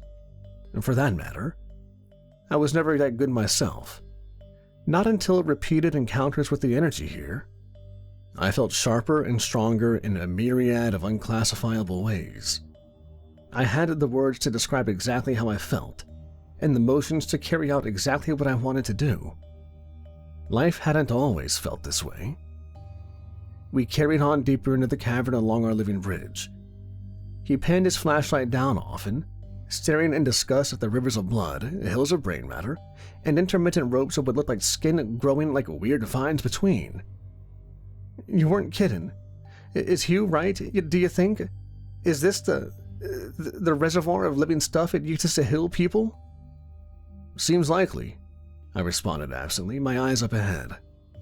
The living white bridge went off past the limit of my flashlight, but I could tell that it was beginning to curve up. I'd also noticed, after a second trip down, that 1,000 other white tendrils extended out through the cave system, all originating at the pulsing source in the underground sky. Do you think there are teeth down there? My brother asked, leaning a bit too far. In slow motion, the white cords underneath his shoes squished and gave just enough to tip him over. Quickly moving to the curved ledge, I reached down. Come on! Panicking, he tried to get his bearings on the large pad of the gray corrugated flesh. A nearby 6-foot-long maggot moved toward him, and he aggressively kicked at its gnashing jaws until it rolled to the side and splashed into flowing blood. And terrified, he looked up, seeking the light from my flashlight, but it quickly blurred out the oncoming glare. I only realized my mistake at the last moment, but there was no time to escape. The pulse approaching through the living bridge flared forward with blinding speed. This close to the source, it was far brighter and stronger, and I only managed to stand upright by the time it reached me. An overwhelming surge of electricity rushed through my body, mind, and awareness. A vast plain of searing heat and endless light compressed and contorted around me. An immense roar filled my hearing, and the horrific stench of that living cavern left my senses. A sphere of indescribable sensation seemed to surround me and rotate, before suddenly abating, leaving absolutely nothing. I felt strong. No, I felt capable. The universe burst forth before me in vivid colors across an endless spectrum. It was an ocean, now that I could see it as it truly was. An ocean of energies. Light, gravity, radiations enormous and small. It was all the same. They were currents on the sea, and I drifted. A small rock came across my senses. It was just a pebble, really. But it teemed with little units of cohesive matter that moved about of their own volition. If I focused closely enough, I could hear them, hear their song and their laments. Pulling some of the endless ocean of energies towards me, I carefully crafted tiny little wonders and toys for them, and I listened as their songs changed into happy murmuring and secure chirping. That beauty caused a stirring inside me, and I realized with some surprise that I wasn't I. Though my physical form had already grown on the currents, I had only been truly born as my mind swelled out of nothing and into full operation. I could look around the universe now and wonder. I saw an elegant red spiral, and I dove among its burning spheres, enjoying the feel of its new and interesting radiations. Other phenomena held my fleeting interest too, but I always returned to my pebble. The organisms there grew in number and even spread to other nearby pebbles. I did my best to keep their songs happy, even as they became smaller and harder to hear. No, it was I that was growing. I soon found myself forced to sit outside their cluster of burning spheres and listen from afar, nearly in vain. Their songs seemed sad and forlorn no matter what I tried to do, and I found it increasingly difficult to understand or craft anything small enough to help them. Another stretch of time. I felt curious strength harden my thoughts. My awareness solidified in a new way. My thoughts became completely coherent. It was then that I noticed that I was two minds, one enormous and one tiny. One of me looked in from outside, a foreign part of me, a tiny little willful bit of organic matter from somewhere else. Was I sick? Had I been infected by a parasite? Carefully, I pried away that tiny part of me. Blazing electricity roared, leaving me stunned and eminently mortal again. Falling to my hands and knees in the hard white tissue, I retched uncontrollably. "What happened?" my brother screamed, climbing up after tremendous effort. "Oh my goodness, I thought you were dead!" Wide-eyed, I stared down at my vomit pooling on the transparent white membrane between my closed fists. Arcing energies danced around in my head and across my body, fading with each passing second. My brother kept shouting at me, but I heard nothing, my mind burning from the impossible things I'd experienced. I saw it," I said, my eyes watering from the fiery pain in my throat. I saw it." "Where?" he asked, then amended his question. "What was it like?" I shook my head. "I'm not sure what it looks like. I was part of it. I felt what it felt. I think I watched it being born. It was huge, even at the beginning, and grew bigger than a galaxy, but it never ate planets. And in fact, it helped people, I think, and I'm pretty sure it loved them." I managed to look up at my brother, but he just stared at me in confusion. I knew what I had to do. "Go back to the cables," I told him, wiping my face and mouth before standing. I have to find out more." He shook his head. "You can't do this alone. I can't guarantee that it's safe." "Then let me do it alone. Nobody'll miss one less druggie." I glared. It was clear he wasn't going to listen to me. He never had. "Then wait right here, avoid the pulses, and make sure to get me if I pass out or something." Where are you going?" "Up there," I told him, heading up to the curving living bridge and moving towards the source. "Stay here." Finally, he did as I asked, and I started running up the thickening mass as it grew to nearly 20 feet wide, precluding any danger of accidentally falling off. It didn't seem to get much wider in diameter ahead, but it did start rising up at a sharper angle. As the next pulse approached, I bent down on one knee, preparing. This close, the pulse was like a gigantic fist of lightning blasting forth from above. It bellowed as it descended upon me, and I felt my existence shrink, flatten, and attenuate. I stood atop a very different kind of sea. An endless froth of bubbles surged and waved underneath me. And peering at them, I knew each bubble to be a universe in and of itself. Some part of me still remembered that one contained the minuscule currents along which I'd been born, and that pebble I'd briefly loved. But there were so many, and violence was the order of time now. Countless others like myself, my kin in a way, raced along the waves with me, the front line already fighting ahead. An incalculably enormous entity towered above us, flailing blindly, destroying my kin and universe bubbles alike across dimensions untold. Indescribable, ungeometric weapons crossed the gulf between defender and destroyer, wreaking havoc, but the unsighted and instinctively vicious response was equally as devastating. Angrily, I noticed my childhood parasite had returned, and I spared only the slightest energy to cast it away once more.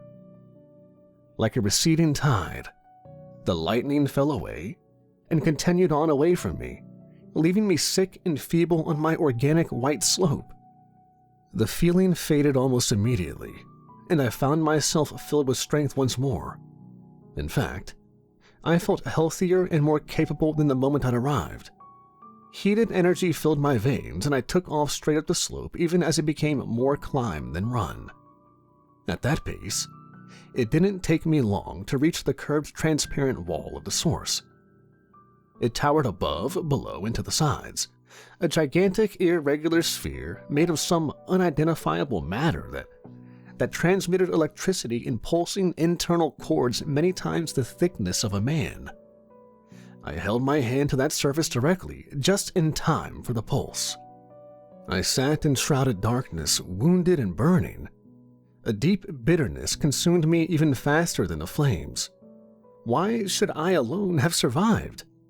I hadn't intended to run. I hadn't intended to flee to the darker wheels. Only been cast there by injury and the currents.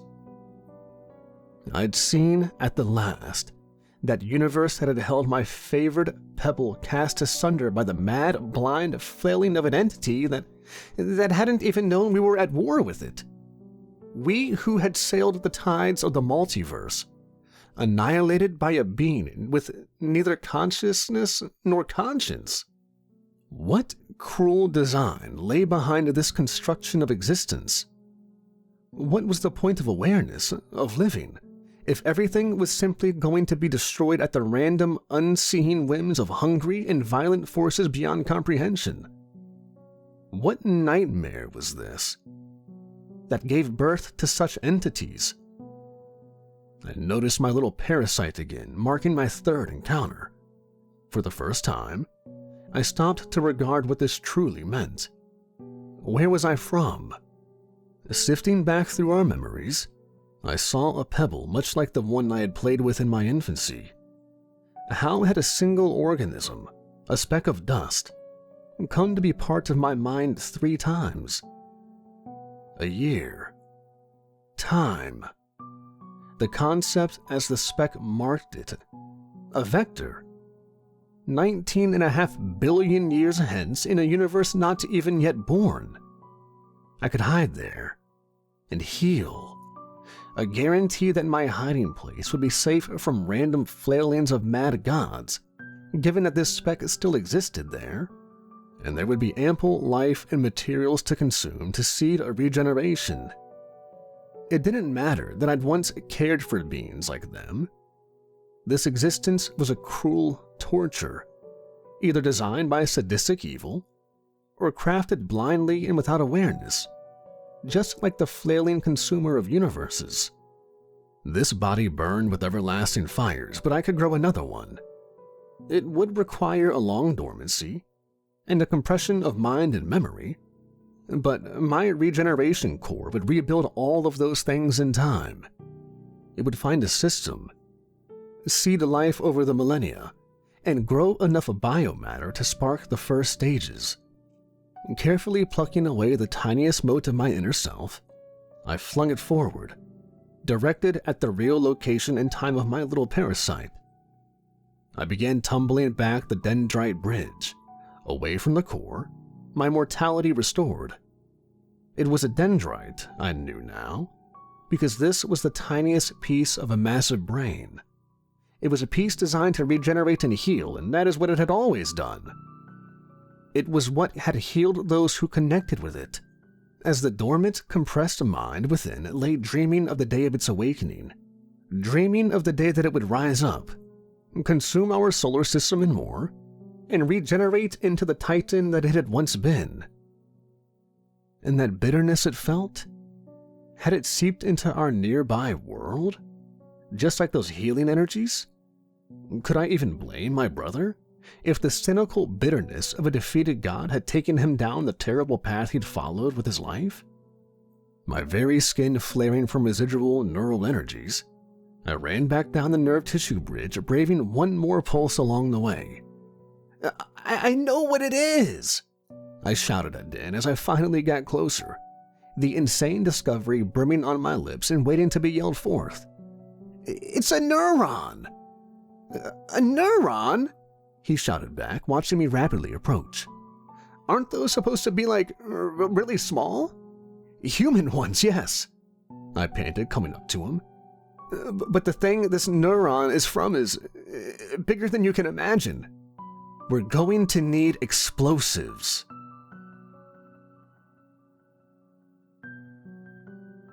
You could have just told us it wasn't you. The smaller man in the suit laughed. If you write a book, I'll buy it, his companion jibed. Geez, you've got quite the imagination there. Taken aback, I glared. I'm serious. That day is today. It's under that swamp right now, and... The men in suits both just laughed some more. All right. We know you didn't take the explosives, funny guy. Still exchanging disbelieving comments with one another, they walked past me, got in a black car, and drove off. Still unsure whether to feel angry or relieved, I waited until I was sure they were gone before heading back to the swamp. I hadn't figured that telling them was anything but a long shot. But still, if only they'd listened. I soon slogged through shin-high water at a rapid pace, barely feeling the noon sun. There was no time to waste. I thought I heard the whine of a jet for a moment, which was unusual for the swamps, but I could see nothing through the scattered tree canopy overhead. I ducked down the ancient stairs and crept along the cramped tunnel for what I knew would be the last time. As the domed chamber opened up before me, I saw Hugh pacing back and forth near our lights. The system we'd rigged up had been used, and one cable hung down from the center of the whirlpool. He saw me and ran around the edge. Your brother's down there. We couldn't get any more detonation wire in time, and radio would never make it through the rock either. I didn't guess what he was up to until it was already down there. I let those words sink in for a moment. He's going to detonate the cavern ceiling himself. Hugh stared at me with wild eyes. I'm sorry. It's not your fault, I breathed, pushing past him to hook myself up to another cable. Send me down. Right. I imagined what I might have said to my brother if I'd had the time, and what he might have said to me at the last. But I'd only ever been too angry with him, and I never got the chance. You can't just get magically healed and then go on like you never did anything wrong, he might have said. What happened to Mom and Dad wasn't your fault, I might have insisted back. It didn't matter who was driving it. It would have happened the same way. I know he would have just set his jaw, ignored me, and detonated the explosives we'd set up anyway. But it didn't matter. I still wanted the chance to say it. I should have said it long ago.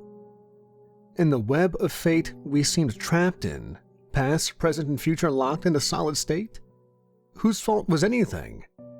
Had this defeated God's bitterness caused my brother to do drugs that night? Had I brought the neuron here by catching that entity's awareness last week?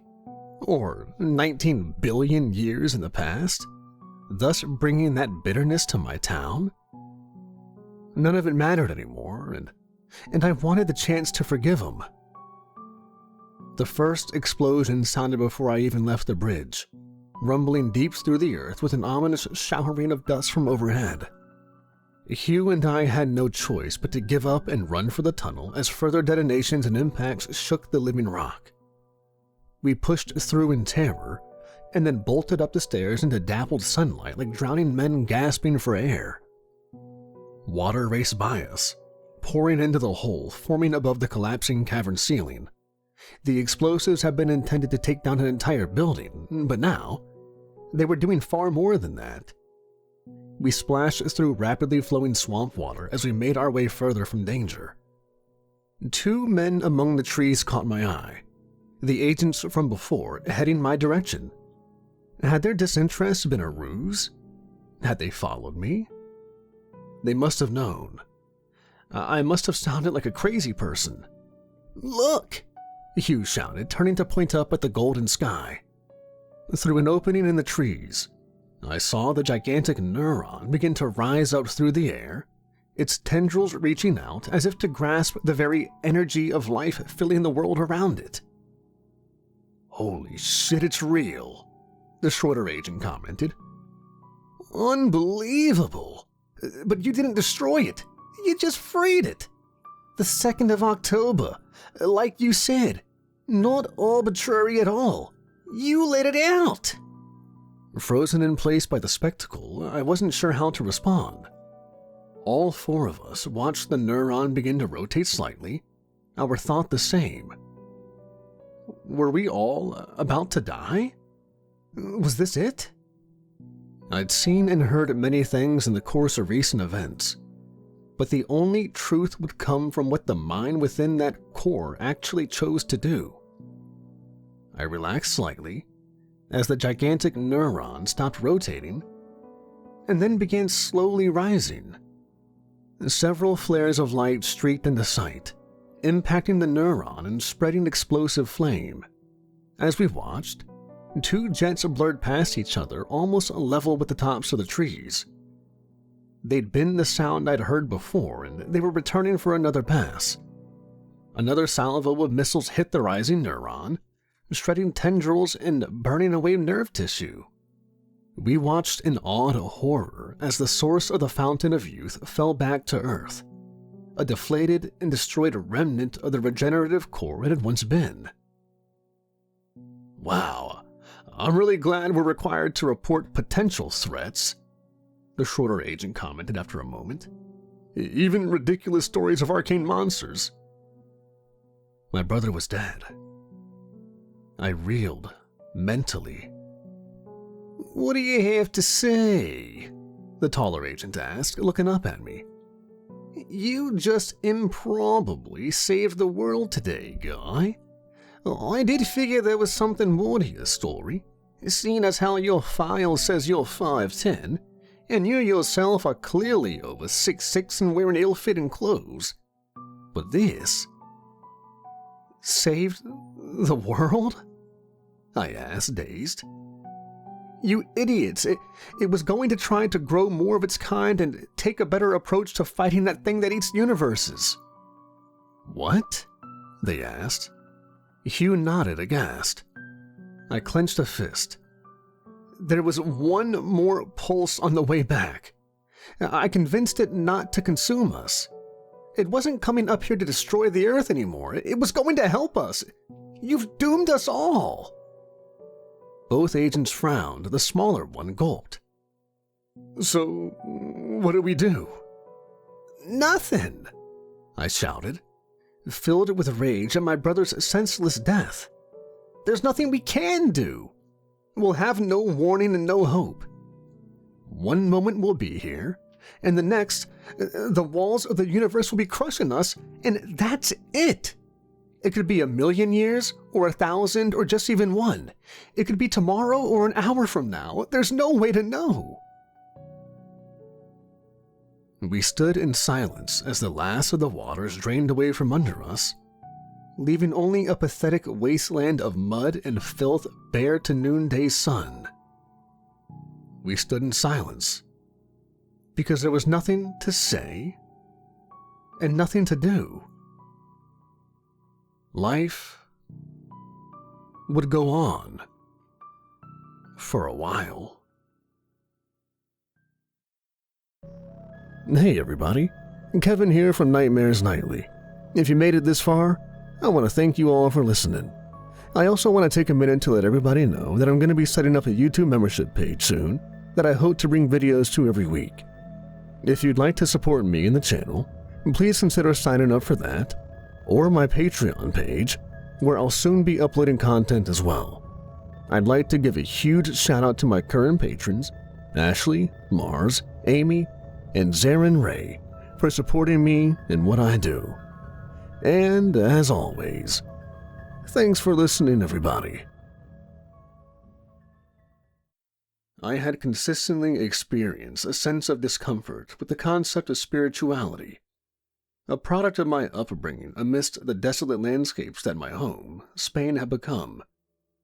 I had never resonated with a lot of the stories that were told by people that tried to use various legends to keep their sanity up, unlike my parents, who reveled in that. As recounted by my papa, the conflict had wrought unparalleled devastation upon the city, reducing it to an unrecognizable tableau of desolation. The once thriving thoroughfares of Madrid had metamorphosed into a dystopian maze of dilapidation and emptiness, a stark counterpoint to the vibrant tapestry of vitality they once represented. The sole vestige of chromatic presence was the uncanny emerald hue of the bioluminescent moss that adhered to the decayed edifices, which were once the epitome of human constructs. The inescapable reality, though, was that the detonations of war had irrevocably altered not only the physical landscape, but the very essence of humanity itself, as the inhabitants bore the indelible marks of such cataclysmic upheaval. I lived with him in the bowels of the city, in a shelter constructed from the remnants of our former lives. The air was thick with the scent of despair, and the faint metallic tang of radiation had seeped into our very bones. Our abode was a grim testament to the resilience of the human spirit, a place where we held on to the shreds of our past identities. After my mama had passed from the blight of pneumonia, Papa and I only had each other, our memories, and the whispers of a world that had once been. I had grown up understanding how the conflict began. My dad wanted his daughter to be aware of the horrors that had shaped our world. He would sit me down by the flickering light of our makeshift lamp, a contraption of old fairy lights powered by a dying battery, and tell me about the greed that had led to the war. He spoke of the insatiable hunger for power that had ravaged the earth and left us in this desolate wasteland. He spoke of the Americans, the Russians, the Chinese, all fighting for something so trivial, something that had brought about our end. Europe had become entrenched in the conflict, retaliating in aid of our allies, and we became targets of our enemies in return. The two of us had a routine that had become second nature, something that we didn't even think about consciously anymore. Each day, we would venture into the ruins, scavenging for supplies amidst the decay. The silence was our constant companion, only occasionally pierced by the distant howl of the wind or the mournful cries of irradiated animals. Dad was a man of wisdom and spiritual guidance, and when he spoke, his words were filled with meaning, at least to me. He would talk about a lot of things, but one of the things that particularly stood out to me was a time that we had found some solace amongst a group of survivors. This group, whose spirits remained unbroken despite the cataclysmic events that had ravaged the world around them, had established their sanctuary within the crumbling walls of what had once been a majestic cathedral. The grandeur that had once defined this holy place had been reduced to a mere echo of its former self, with the splendor of its arches and the intricacy of its stained glass now lying in ruins, casting a melancholic shadow upon the earth that bore witness to their survival. The very ground we trod upon was a testament to the transient nature of human achievement, the once sacred soil now coated with the remnants of a world that had once been consumed by the unquenchable fires of destruction. While I was engaged in the gentle ministrations of a young girl, whom I learned was called Lucia, and had sought refuge in the sanctity of the sacristy, Dad engaged in conversation with what looked like to be the leader of the group.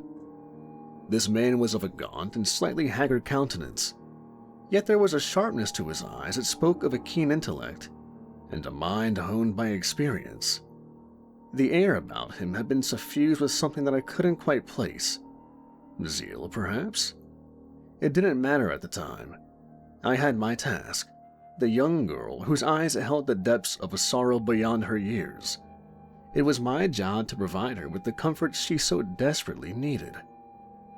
As I applied antiseptic and bandages to her cut legs and whispered words of reassurance, I had found that I couldn't help but feel a profound sense of isolation from the discussion that was unfolding between Dad and the leader of this makeshift community.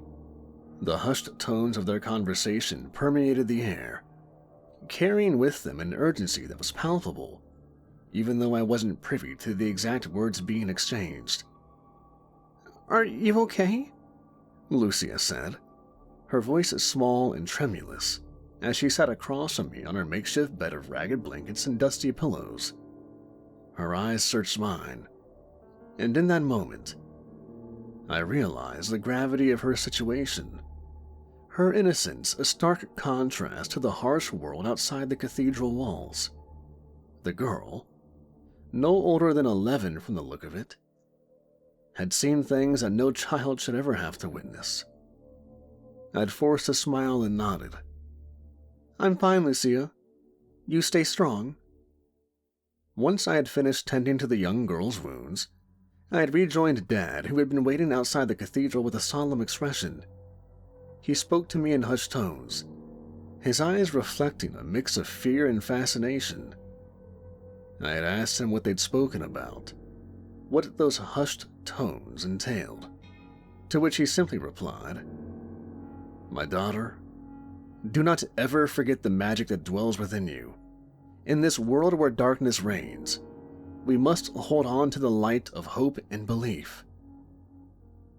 I had found these words uncharacteristically cryptic.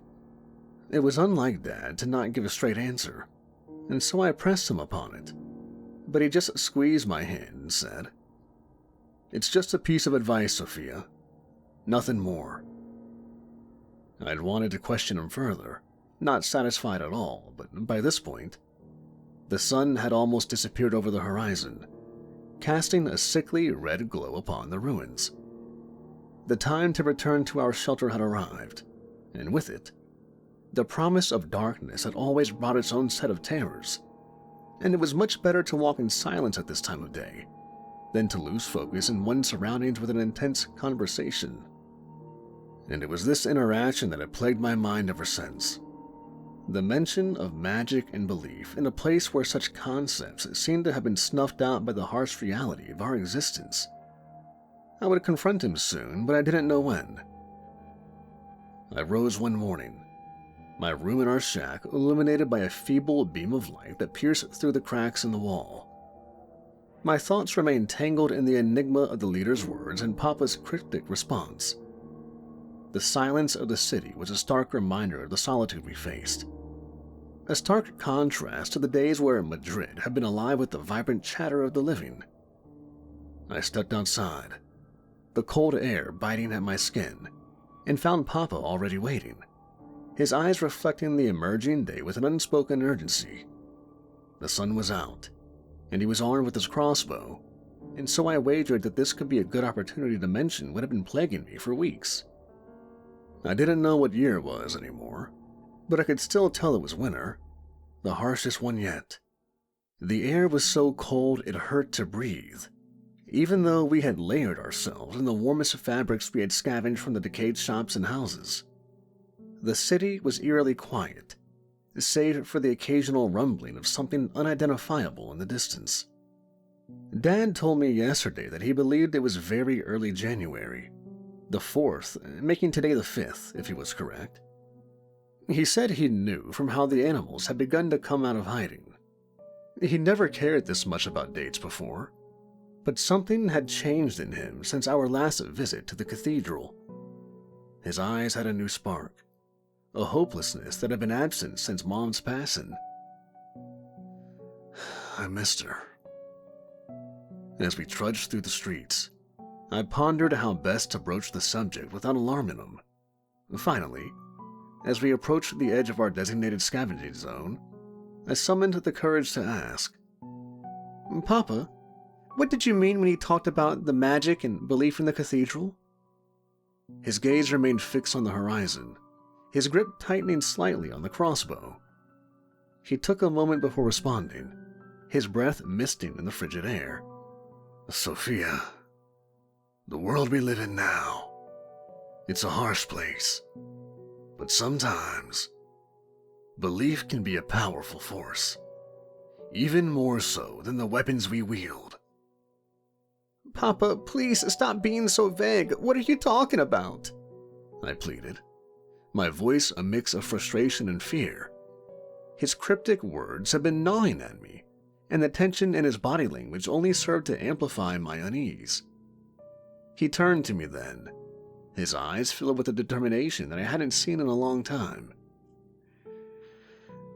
"You know about Los Reyes Magos, don't you?" I nodded, recalling the faded stories of my childhood. "The Three Kings. They come on January 6th with St. Nicholas to leave gifts for children. But Papa, I don't understand. What does a silly story have to do with—" He raised a hand to silence me. "It's not silly, my daughter. In these dire times, people need something to cling to, something to believe in. The group at the cathedral, They've twisted that belief into something else.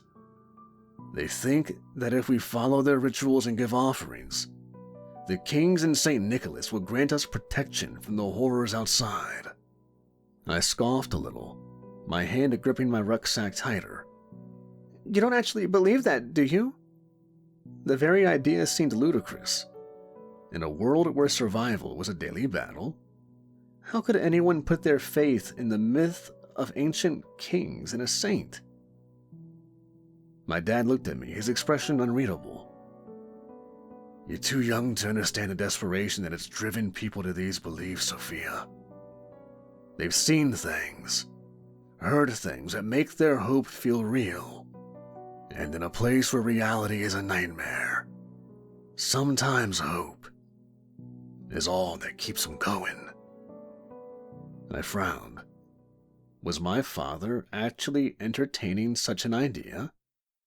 I didn't like how he infantilized me in these kinds of discussions, even if he was right. Papa, we can't resort to fairy tales, I protested, the chill of his words seeping into my very bones. He sighed heavily, his eyes never leaving the desolate horizon. It's not about fairy tales, Sophia. It's about the power of belief. They believe in something greater than this destruction, something that might bring salvation. And I've been thinking, we're struggling out here. Maybe it's time we join up with them. But what if it's all just a lie? And what if it's not?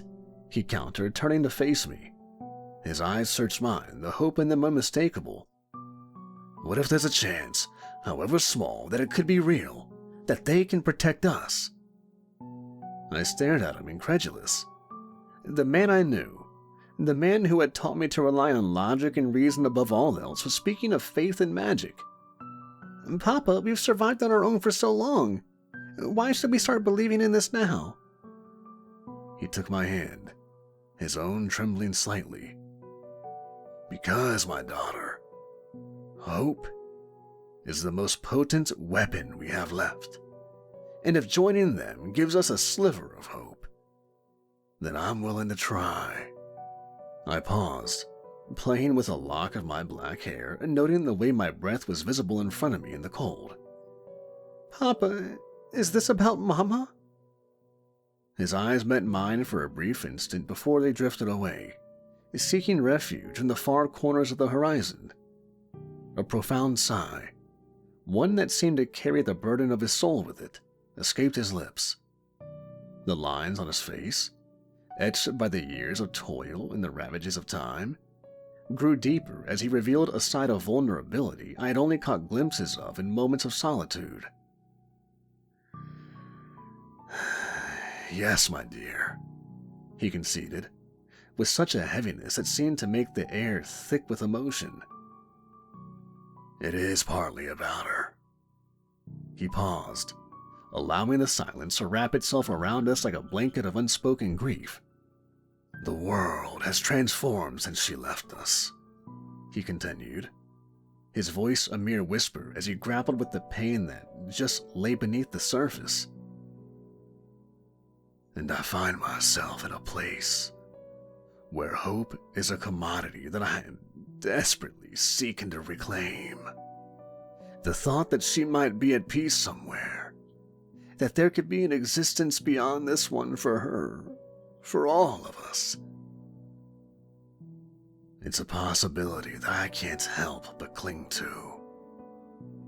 The gravity of his words bore down on me, and I felt the weight of his sorrow as if it were a tangible force pressing upon my chest. The realization of his desperation was stark and unsettling.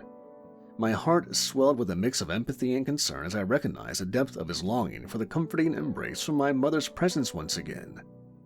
But, no buts, Sophia. Papa cut me off, his voice firm but gentle.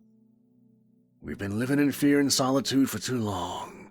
If these people have found something that gives them strength, that lets them sleep at night, then I want to understand it. I bit my lip. Life, my dear daughter, is fraught with peril and uncertainty," he continued, with a melancholic smile that tugged gently at the corners of his lips. "Yet, it is fear itself that has often served as our most formidable adversary. When we permit ourselves to be confined and governed by the whispers of trepidation, we are, in essence, allowing our lives to be overshadowed by the specter of what might be. It is akin to conceding defeat before the battle has even begun," he continued, his eyes reflecting the wisdom of years spent navigating the tumultuous journey of existence. I digested his words thoughtfully, though I couldn't claim to be entirely swayed by his perspective. A lingering sense of doubt clung to me like a persistent shadow, a reminder of the perils that lurked outside the relative safety of our present abode. Yet I found myself unable to completely dismiss the hope that burned in my father's gaze, a hope that had been kindled by the faintest ember of belief in a future free from the tyranny of fear. We agreed to go to the cathedral the next day, our hearts laden with a mix of hope and trepidation. But for now, we had to focus on the task at hand. The cold was biting, and the scarcity of resources was ever present. We continued our scavenging, but my mind was elsewhere, consumed by the enigmatic words of the cathedral's leader and the haunting prospect of entrusting our fate to ancient myths. It was fruitful, the scavenging trip, more so than any we had undertaken in months. We found a stash of untouched supplies in the basement of a long-abandoned bodega, hidden away in a corner that had somehow evaded the notice of scavengers. It was a treasure trove of canned goods and bottled water, enough to sustain us for weeks if rationed properly. Papa and I trudged on back home, the snowfall getting heavier by the minute. The streets, once bustling with life, were now a canvas of white, the buildings mere shadows in the distance. The silence was so profound it was eerie. It was only broken by the occasional sound of something scurrying in the ruins, a stark reminder of the mutated creatures that had taken over our world. We hadn't been able to take everything from the bodega with us, so we made a plan to return as soon as we could. The shack was more than a welcome sight after the biting cold had seeped into my very soul. Papa and I worked tirelessly to organize a newfound bounty, the warmth of the fireplace providing a comforting embrace as we unpacked our spoils. Despite the excitement of our discovery, the conversation from the morning lingered heavily in the air, casting a pall over our usually jovial interactions. We didn't speak much at all. We simply just ate in silence, lost in our own thoughts. I knew he was thinking about Mama, and the possibility of a future beyond this desolate landscape. And I was torn between my skepticism and the desperate need for the warmth that belief could offer. The world we knew had been destroyed by the very same kind of belief that had driven nations to war. How could I trust in something so intangible now? Papa retired to bed, leaving me to tend to the fire. Its flickering flames cast eerie shadows on the walls, and I couldn't shake the feeling that our conversation had opened a door to a world I didn't fully understand. Eventually, I could no longer keep my eyes from drooping, and so I extinguished the flames and allowed sleep to finally claim me for the night. The next day dawned with a heaviness that seemed to cling to the very air we breathed. We gathered what we could carry and set out for the cathedral once more, the path we had taken only days before feeling eerily familiar. The city's silence was punctuated by the crunch of snow beneath our boots and the occasional gust of wind that whispered through the city like a mournful lament. I had noticed that Papa had not brought a weapon, and when I asked him about it, he mentioned that it was out of a gesture of goodwill towards the people we were attempting to ingratiate ourselves with. I did no such thing, still not fully convinced of this plan. Though I didn't tell him of this, he'd probably disagree. The place was different from the last time we visited, more alive with anticipation. The survivors had set up makeshift altars around the cathedral, adorned with what little they had salvaged from the wreckage of their past lives. There were candles made from old crayons, and twinkling lights from salvaged Christmas decorations, and even a few plastic dolls that had survived the ravages of time. It was both heartwarming and eerie, a testament to the human spirit's capacity to seek beauty in the bleakest of times. "Sophia, Pedro, welcome." The leader Alejandro greeted us with a smile that didn't quite reach his eyes. His gaze lingered on our supplies before he stepped aside to let us in. "You've come at a perfect time. The night of the arrival of the three kings is upon us.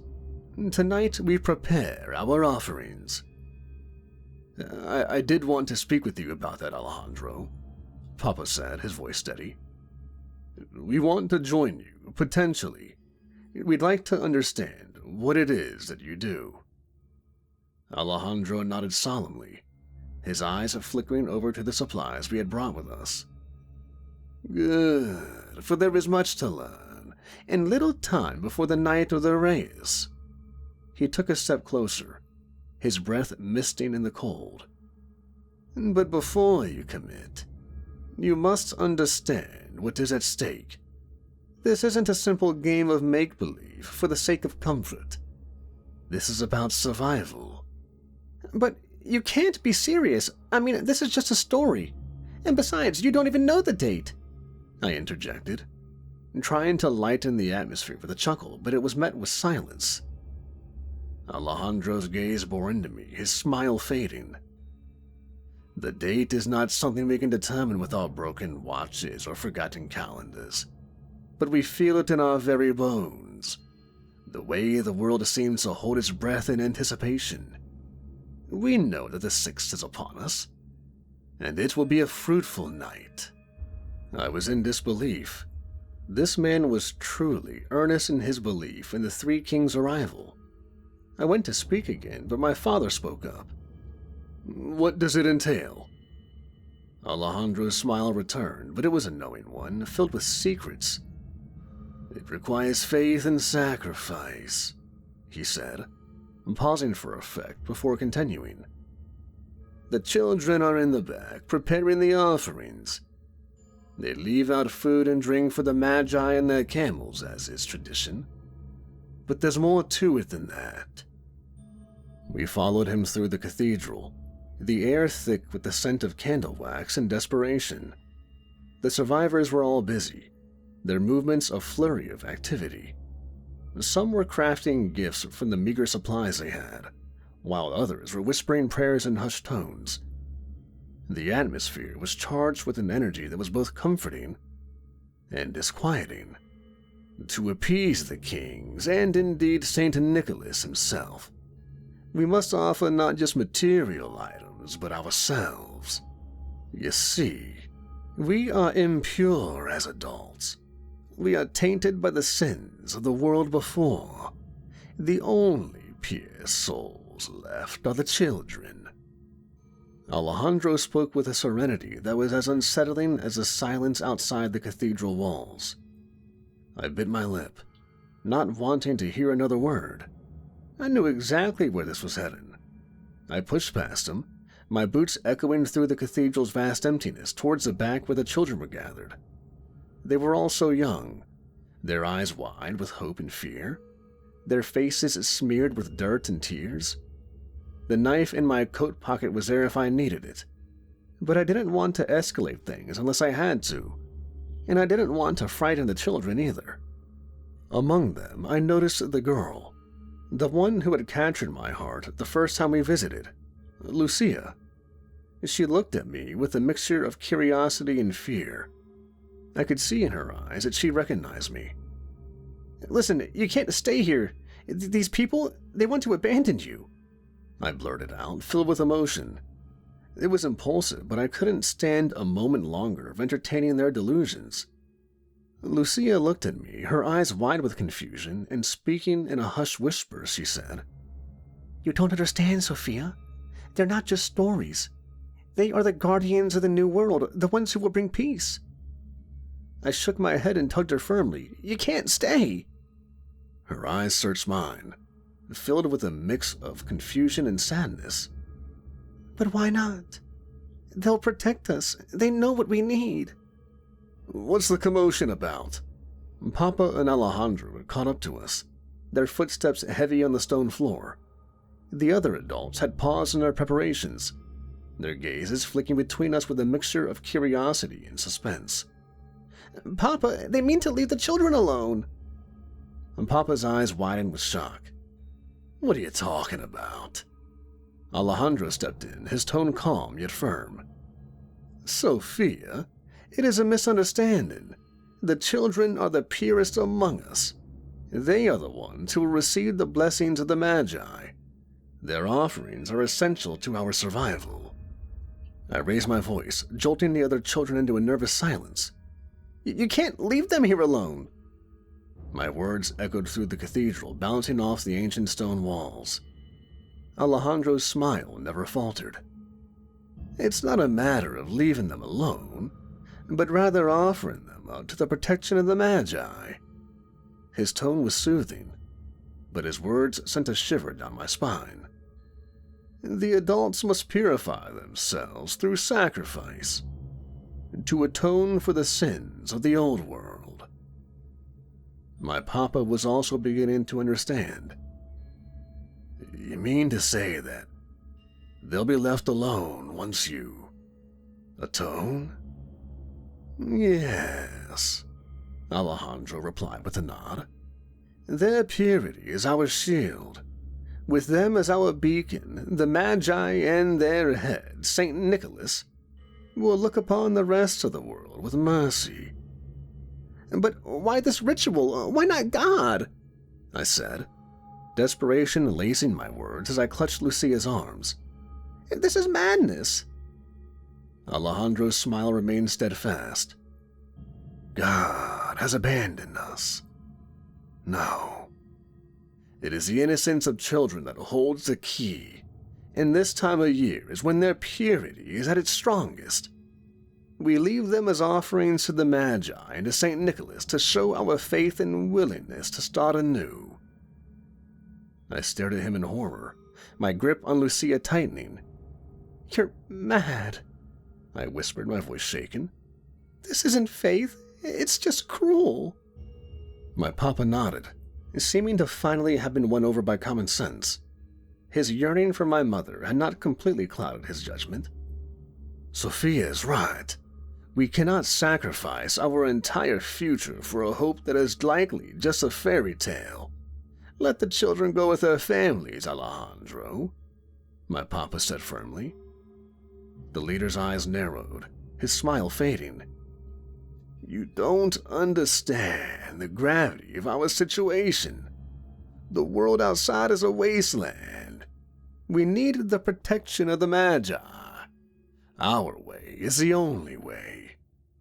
No, it isn't. Come on, Lucia, I said firmly. Alejandro sighed and whistled, gesturing to the shadows at the edge of the room. Two burly men emerged, their eyes devoid of emotion. I am sorry, but you must understand, our faith is not something to be questioned. Restrain them. Papa and I struggled, and I attempted to retrieve the knife from the depths of my pocket, but I never got to even slip my hand in. They were deceptively quick, and we were no match for their brute strength. They bound our wrists with a coarse rope and pushed us into the corner, the rough stone biting into my back. The children were ushered into a side chamber out of sight from us. Let them go, I screamed, trying to wiggle out of the ropes, tears straining down my cheeks. They're innocent. We were ignored, with the two burly men watching over us as everyone commenced their preparations anew. Alejandro had left us there, his earlier warmth replaced by a cold determination that sent shivers down my spine. The candles flickered, casting eerie shadows on the faces of the adults, who moved about the cathedral with a sense of urgency and purpose that was utterly alien to me. I glanced over at Papa, his expression a stormy mix of anger, fear, and regret. I'm sorry. I didn't know. I just wanted to find a way to keep going. It isn't your fault, Papa, I whispered, my voice shaking with fear. The realization of what these people were planning was too much to bear. The room was a blur of activity, adults moving with a fervor that was both fascinating and terrifying. The hours dragged on, the tension in the air thick as the shadows grew longer. The adults were readying themselves for their purification. They had donned tattered robes, stitched with what looked like random symbols and patterns. Their eyes were wild with a mix of hope and madness. They set up tables in the middle of the room, piling them high with the supplies we had seen them with, along with their own meager offerings. The children watched from the shadows, wide-eyed and silent. The adults chanted in a language I didn't recognize, their voices rising and falling in an eerie rhythm. The air grew louder, and my teeth chattered despite the warmth of the fireplace. Children's toys, battered board games, and worn-out dolls were placed alongside jars of water and plates of food. As they continued chanting, I saw one of them bring forward a tray of cups, containing a dark liquid akin to red wine from the look of it, and they began to pass them around, with the two burly men hauling Papa to his feet, seemingly eager for him to join them. I watched with desperation, shouting as he struggled against the two men, and I stood up, trying to aid him, only to be pushed back down. Papa, no! The ritual is almost complete. Now we offer the first sacrifice, to convince the saint and the magi of our willingness to repent. The group leader turned zealot, gestured to Papa, and my heart plummeted to my stomach. You can't do this, I yelled, pulling at the ropes with every ounce of strength I had, trying to break free. And they broke, the ropes snapping under my desperation. For a few moments, I thought I could save Papa, the children, and escape, rushing forward only to be met with the cold, unyielding grip of one of the big men who had noticed my advance.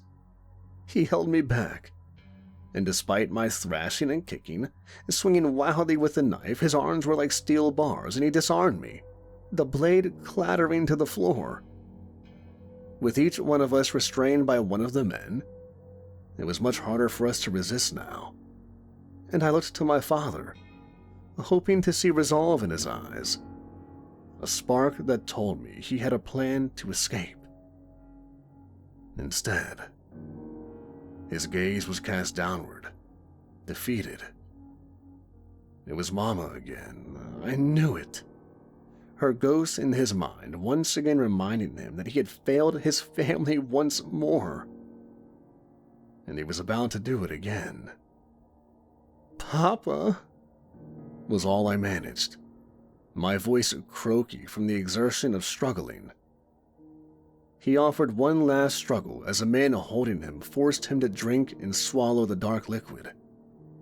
And it was only now that I could smell the distinct scent of almonds as he choked and spluttered, unable to prevent the big man from making him consume it. Within minutes, Papa was convulsing, foaming at the mouth, his eyes rolling in the back of his head. My own cries of despair were muffled by the hand of the other man who had covered my mouth, his grip tightening as I watched life drain from my father's body. His struggles grew weaker and weaker, until finally, with a last agonizing breath, he slumped over, lifeless. The room was silent, the only sound the crackling of the fireplace and my muffled sobs. Within seconds of his body being dropped to the ground by the man holding him, a chill began to flow through the room, growing in intensity. The howling of the winds outside seemed to become deafening, and the church doors swung open despite being bolted shut. The air crackled with energy, and the candles flickered violently, some even being extinguished by the sudden gust. The adults froze mid-action, their chanting cut off abruptly. The Magi are imminent! Don't stop chanting and drink your own fluid! Alejandro instructed, his eyes wide with fear and excitement as the wind grew stronger. They all drank, and as much as I tried to keep my mouth tightly shut, struggling with the last of my strength, I couldn't stop the burly man who was holding me in place from forcing the cup to my trembling lips. The liquid was thick and bitter, and the taste of almonds was unmistakable. I coughed and spluttered, falling to my knees as the rest of them began to feel the effects of the poison. Minutes passed, and the intensity of the energy grew, the wind howling like a beast outside the cathedral walls. The candles flickered wildly, casting macabre shadows across the room. I grew weaker as I watched in absolute awe as the wind and snow began to homogenize, the shadows around us coalescing slowly into humanoid forms before us. In a display that seemed to defy the very fabric of reality, the raging elements outside began to melt together in a whirling, chaotic dance. The wind and the snow spun into a frenzied vortex, the individual particles of ice and frost coalescing into a bizarre and disturbing unity. The shadows cast by the frenetic candlelight grew more defined and substantial, their amorphous edges solidifying into the semblance of limbs and torsos. I watched, my eyes wide with a mix of horror and fascination, as the shadows before us began to take on a life of their own. They grew and twisted, reaching out with shadowy fingers that seemed to beckon us into the abyss of darkness from which they had emerged. The air grew colder, heavier with the weight of their unearthly presence, and I could feel my very essence being drawn into the maw of their inky forms. The transformation was gradual, yet inexorable, as if the very fabric of the night itself was weaving these dark creatures into existence. The shadows grew taller, more substantial, their shapes morphing into the unmistakable outlines of humanoid figures. These figures moved with a purpose that was both mesmerizing and terrifying. They circled us slowly, their forms shifting and changing as they drew power from the tempestuous wind and the biting cold of the winter night. Each step they took sent a shiver down my spine, a silent testament to their unspeakable power. Their attire was regal and resplendent, adorned with the finery of a bygone era. They bore the unmistakable visage of three kings from biblical lore, their majestic presence palpable despite the dire circumstances that had brought us here. And there, at the forefront of the spectral assembly, stood a figure whose identity was as clear to me as if he had been illuminated by the sun itself. Even in the throes of my weakness, I recognized him without a doubt. It was Saint Nicholas, the revered patron saint of children. Yet here he was, a towering, almost terrifying presence, his eyes ablaze with an energy that seemed to transcend the very boundaries of our world. And it was here, as I began to foam at the mouth, my head against the floor, that I realized why they demanded a sacrifice, why the children were to be spared. We were the old world, the adults, tainted by the sins of the past. The children, they were the future, pure and unblemished by the horrors that had befallen us. The Magi and the Saint were here to claim the new world. I gurgled, my body failing me, and my eyes glanced across to my papa and the rest of the adults who lay dead or dying around me. The two men who had been restraining us had collapsed as well, their forms still on the ground.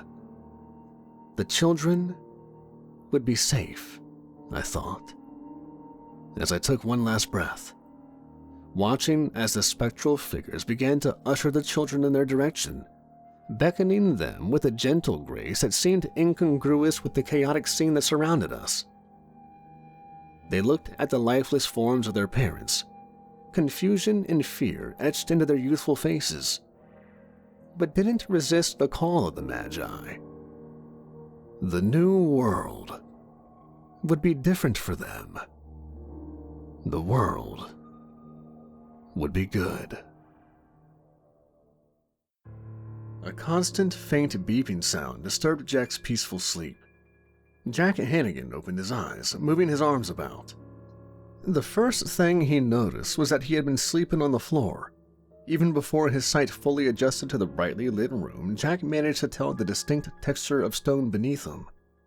The second thing Jack came to notice was the fact that the beeping seemed to be coming from within him rather than an external source.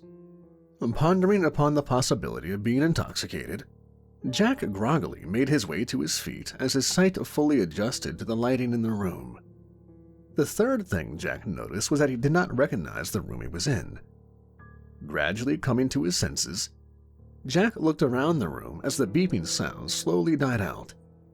It was a decent-sized square room with nothing unique about it. A simple concrete floor with walls painted in a dull yellow color. The room itself was largely devoid of furniture aside from a closet and a simple wooden chair in the corner. The only odd thing about it was a lack of windows. Understandably, Jack immediately spotted the door and headed to open it, hoping the whole ordeal to be nothing but one odd drunken adventure.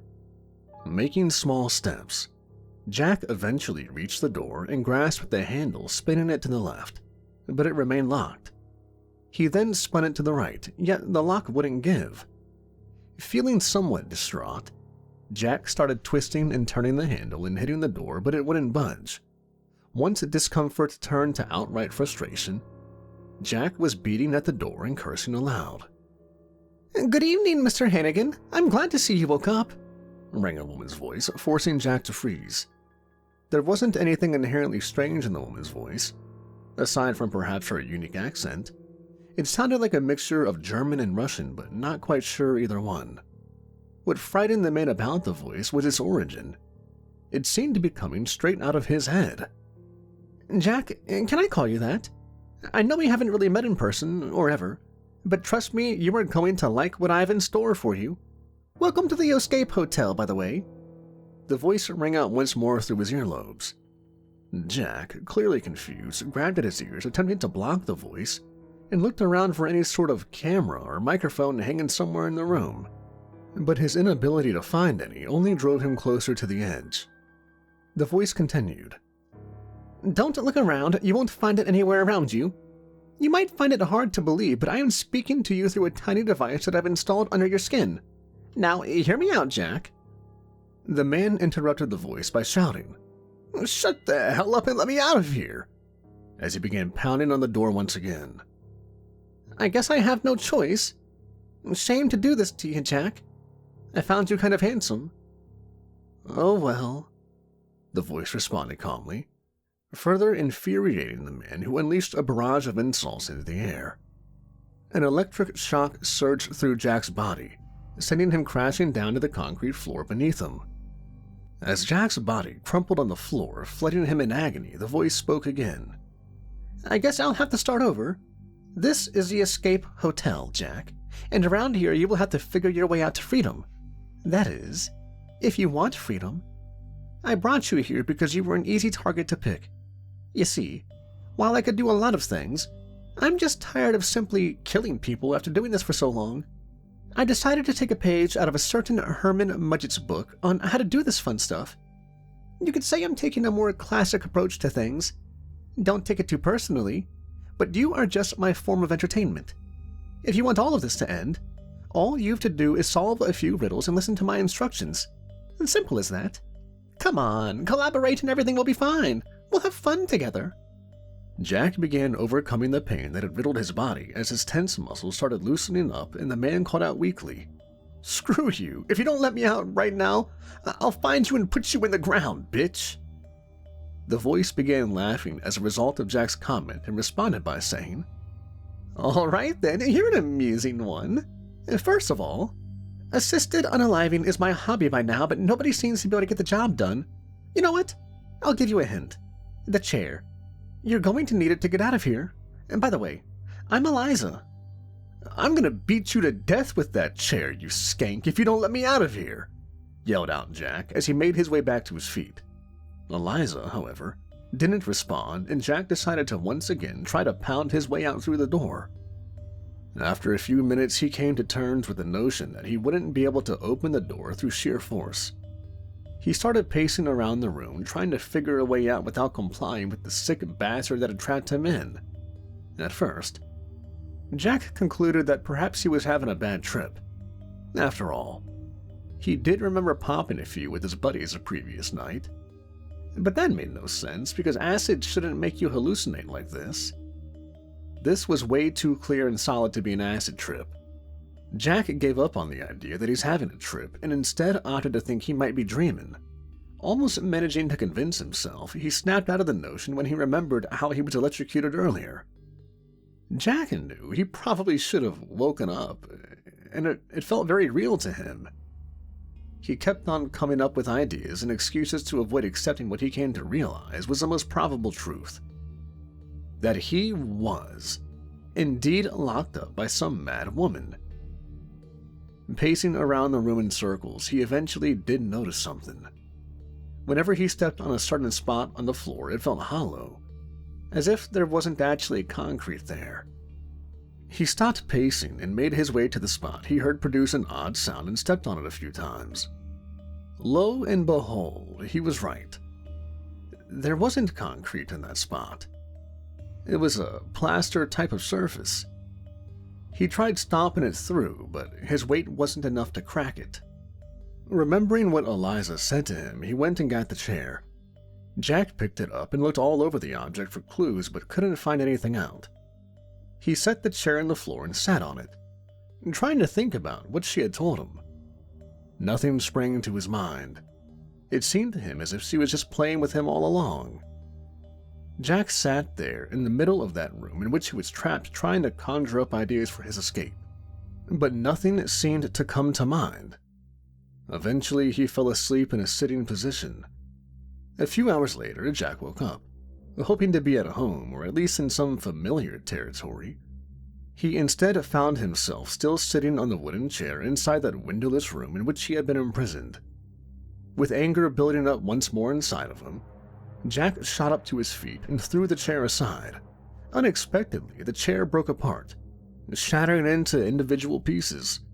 Surprised by the results of his action, Jack inspected the fragments of the chair thoroughly, hoping to find the key to his escape. He didn't find any key, though. He found that one of the legs had a distinct design, while 3 of the legs were typical chair legs. The 4th had a blade on one of its ends, acting as a screw. A moment of eureka occurred inside Jack's mind. He knew what he had to do next. He opted to use the bladed chair leg on the section of the floor which wasn't concrete. Jack went to the weak spot of the floor and started stabbing at it repeatedly with his makeshift short pike. At first, nothing came of it. But after repeated attempts and some added pressure from the man, the floor finally gave in and fell through, exposing a secret compartment. Jack looked inside to see if he could find anything useful. Inside, he found a glass bottle. Shoving his arm down the small space to reach the bottle, he ground his arm against the jagged walls, causing himself a few incisions that made him wince when he was pulling the bottle out. Inspecting the bottle, he became overjoyed when he noticed a small metal key inside.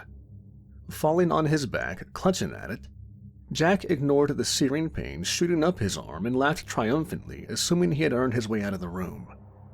Jack got back up to his feet and threw the bottle hard at the floor, shattering it. His joyous face quickly fell as he saw the small key roll its way towards the hole in the floor. Knowing it's too small for him to reach, Jack was about to break down. Fortunately for him, the key stopped rolling a few millimeters away from the hole. Jack rushed to the key, picked it up from the floor, and ran towards the door. He inserted the key into the keyhole and turned it left, but the door remained locked. He then tried the other way around, but the key didn't move.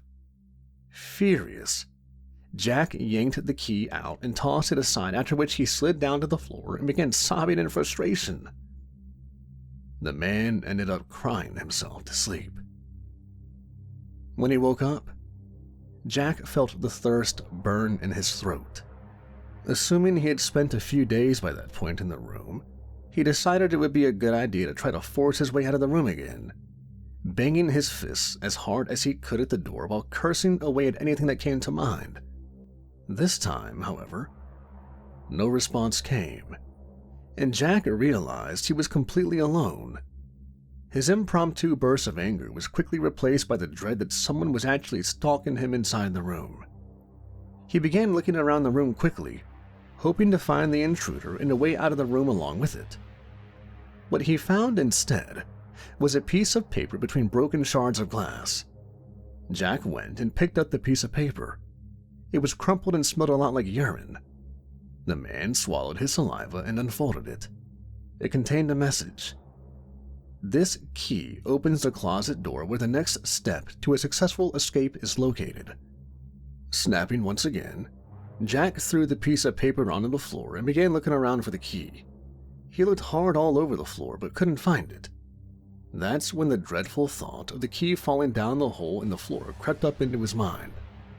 Slowing himself down, Jack slowly made his way to the hall and looked at it, hoping to be wrong.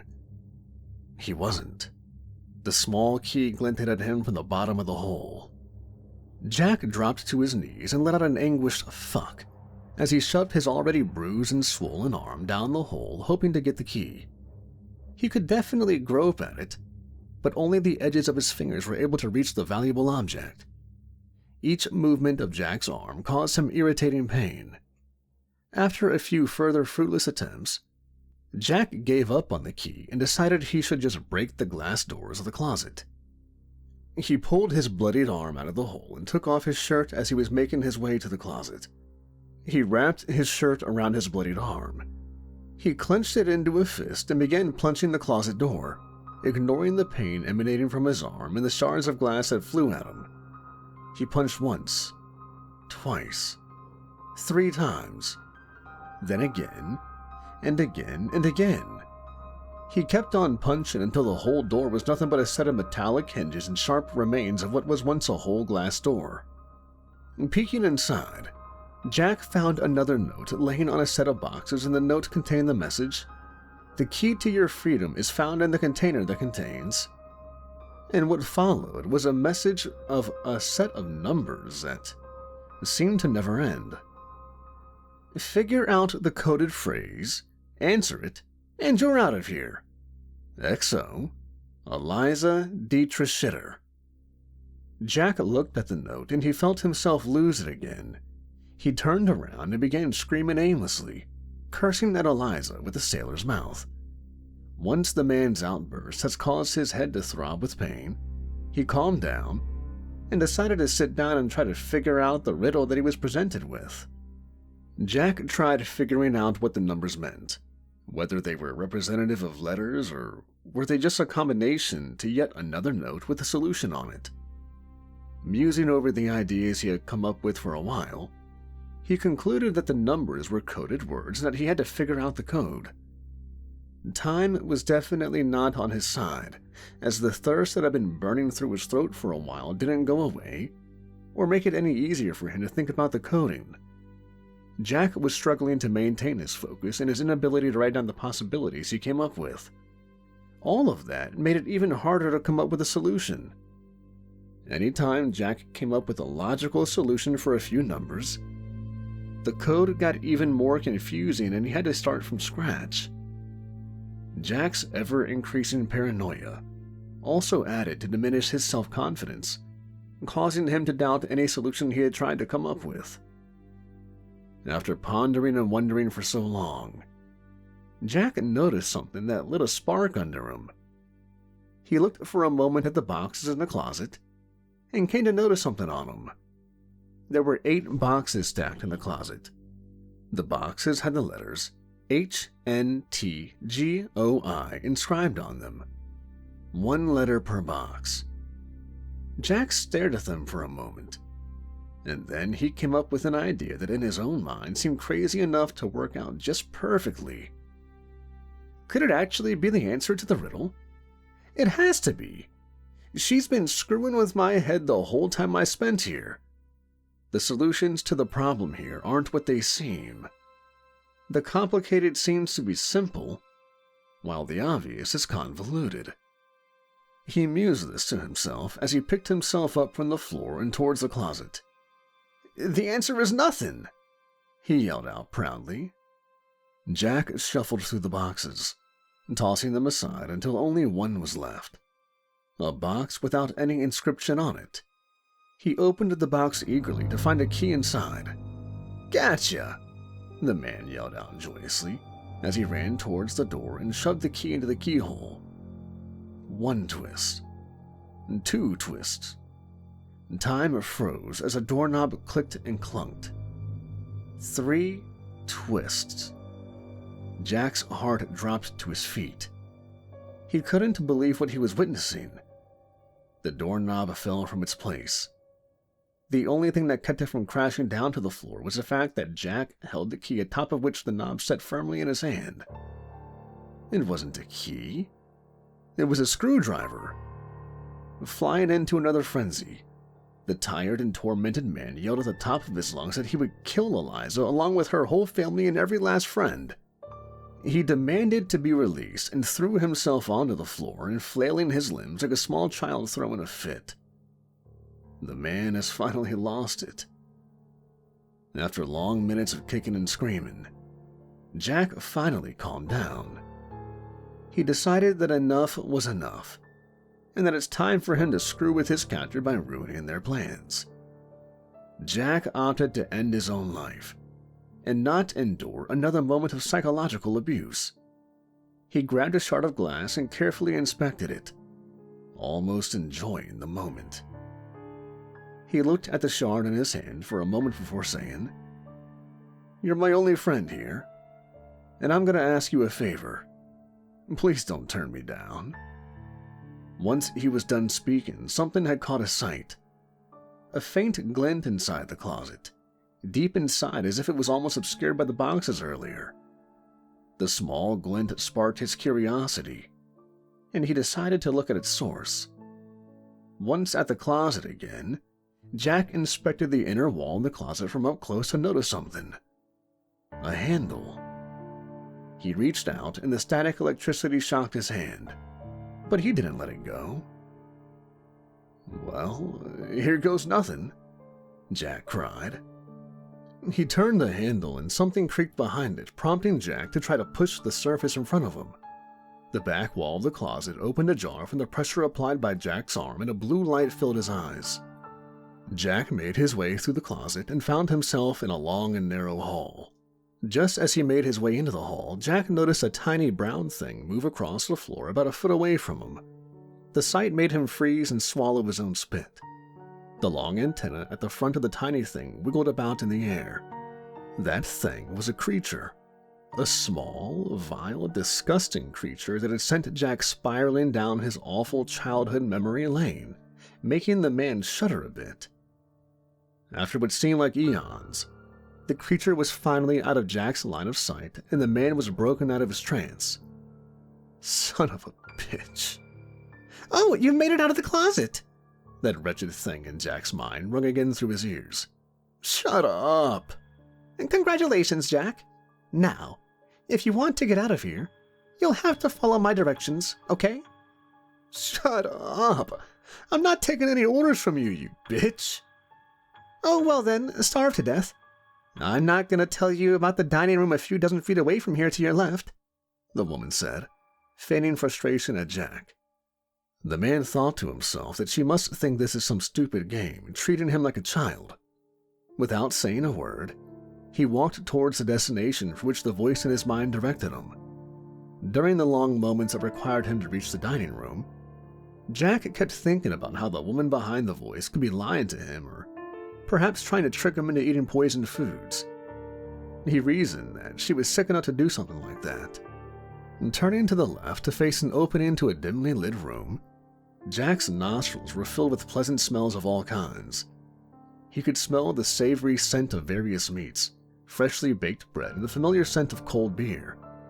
The scents consumed his mind, and in a matter of moments he had forgotten about his previous suspicions, running into the room without regard to anything else but his craving for food. Jack was like a man possessed, dropping himself onto the wooden chair next to the large table filled with various goods he had been munching on whatever he could reach, stuffing his mouth to no end as if he had never eaten any food before. The savory flavors that filled his insides with a warm and fuzzy feeling even made him forget about the throbbing pain in his injured arm. Jack's euphoria was broken when the voice inside his mind spoke again. "Enjoy your dinner, pal. Just make sure not to disturb the residents in the room." What re... He was cut off by the appearance of light in a previously dark room. Jack's jaw dropped when he saw a naked man standing in a newly lit part of the room, humping something. The soft whimpers filled Jack's ears before he could react further. The whimpers of someone young. Him. The word echoed inside Jack's mind, but he ignored it, focusing on the abomination in front of him. The sound of whimpering grew louder, sending Jack deeper into shock and disgust. The naked man must have noticed Jack staring as its head turned 180 degrees, to face Jack, producing a disgusting, cracking sound from his twisting neck. The sight of one's head turning all the way back, combined with a pale white mask, with a macabre monstrous smile and demonic eyes drawn on it, made Jack almost throw up his food. He could feel every last bit of it making its way upwards towards his mouth. "Ignore him, Jack. He's taunting you," the voice inside his mind implored. The man would have none of it. Mostly because once the monster turned its head back to its natural position, the whimpering got stronger. This whole time, the monster wouldn't stop humping whatever was in front of it. The notion of this monster abusing a child sent Jack into a fury.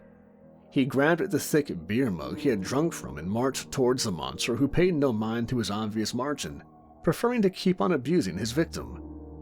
A step away from the thing, Jack lifted the mug above his head and swung it down towards the beast, nailing it squarely at the top of the dome. "Son of a bitch!" he yelled out as he struck the creature. The demon simply froze in its place, prompting Jack to smash the mug over and over again over its head until the mug broke into tiny pieces of glass. The beast contorted an arm backward, producing that same disturbing popping sound as before to grab Jack's neck. The abomination started lifting Jack's body off of the floor before turning its torso toward him awkwardly without moving its legs from its position. Jack struggled to remove the beast's grip on his neck, but it was too powerful. The beast shrieked at a wiggling Jack before throwing him aside. The monster then turned the rest of its body towards Jack, displaying a massive erection, and started running towards the man. "Run!" yelled out the voice in Jack's head. He was too deprived of oxygen to react quickly, even though his life depended on it. The beast caught up to Jack as he was staggering to his feet and grabbed him by the collar of his shirt, throwing him once more across the room. Jack landed hard on his back. "Shit," he let out in desperation. Turning on to his side, he noticed something that drove him nuts. A childlike doll laid on the floor. "Run, run, run, run, run!" the voice inside Jack's head screamed at him. He got back to his feet and began running towards the exit of the room. The beast had caught up to him, however, grabbing him by the neck once more. This time, Jack managed to land a solid kick on the crown jewels of the beast, sending it shrieking and stumbling backwards while he made his escape from its clutches. "You better keep on running, Jack. He won't stop until he catches you," the woman responsible for the voice inside Jack's brain warned him. What the hell was that?" he questioned between his breaths as he kept on running aimlessly forward. "Incubus. Just keep going forward. That's how you'll get out of here. Maybe." "Screw you," Jack retorted before slowing down. "I'm done following your bullshit. Let me out of here now." A familiar shriek echoed not far from Jack, prompting him to pick up his pace once again. "Oh shit." The voice inside Jack's head chuckled as he made his way through the seemingly endless hall. Soon enough, his leg muscles were filled with lactic acid, sending burning electric shocks throughout his nervous system. His lungs and heart fared no better than his legs. He felt as if he was going to explode if he kept on running like this. But the endless shrieks that faded in and out of his field of hearing prompted him to keep pushing forward.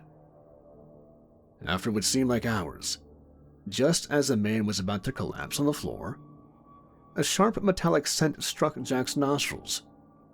He decided to slow down just a bit to steady his heart at least a little, and after a few more moments, he was bombarded by the scent of decay. The indiscernible scent nauseated that already physically beaten man. But that wasn't even the worst part of what he was about to encounter. Just as the scent of decay became completely overwhelming, Jack's eyes were met with a sight the likes of which he had never seen before. A sea of corpses hanging from the ceiling by their intestines, tied around their necks in nooses. The scene forced the remainder of Jack's visceral contents to climb up all the way to his pharynx.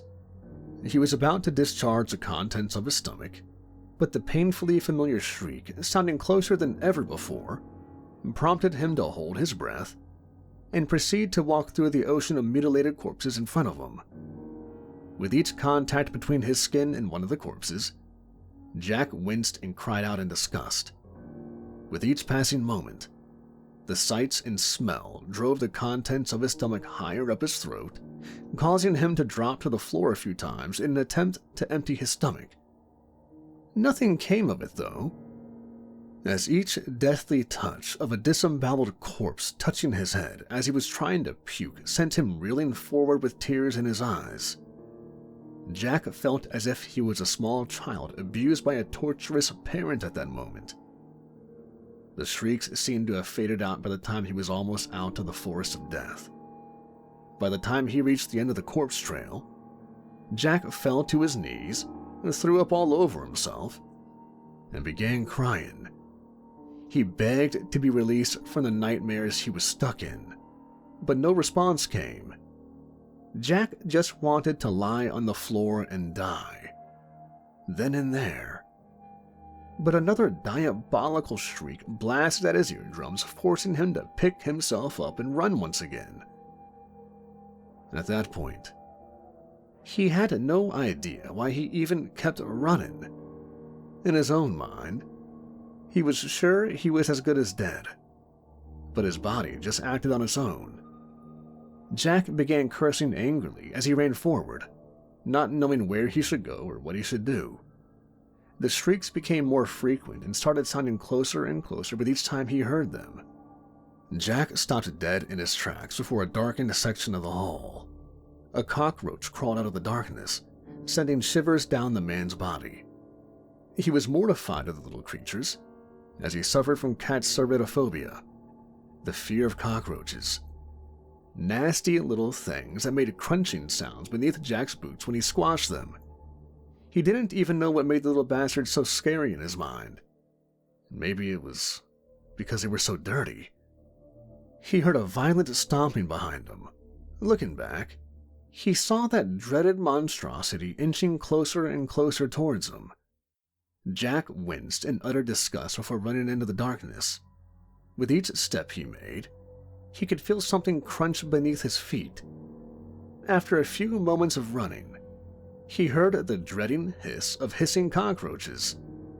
A few moments later, something flew into Jack's face, and it had a very rough texture and it felt a little heavy. The feeling of having a cockroach touch his face sent him flying to the floor in a fit of panic. Jack ended up landing on his injured arm. As he rolled on the floor, more and more of the pesky insects crawled over his body. Their tiny, rough legs ran all across him like tiny, dull razors that left a mark on him.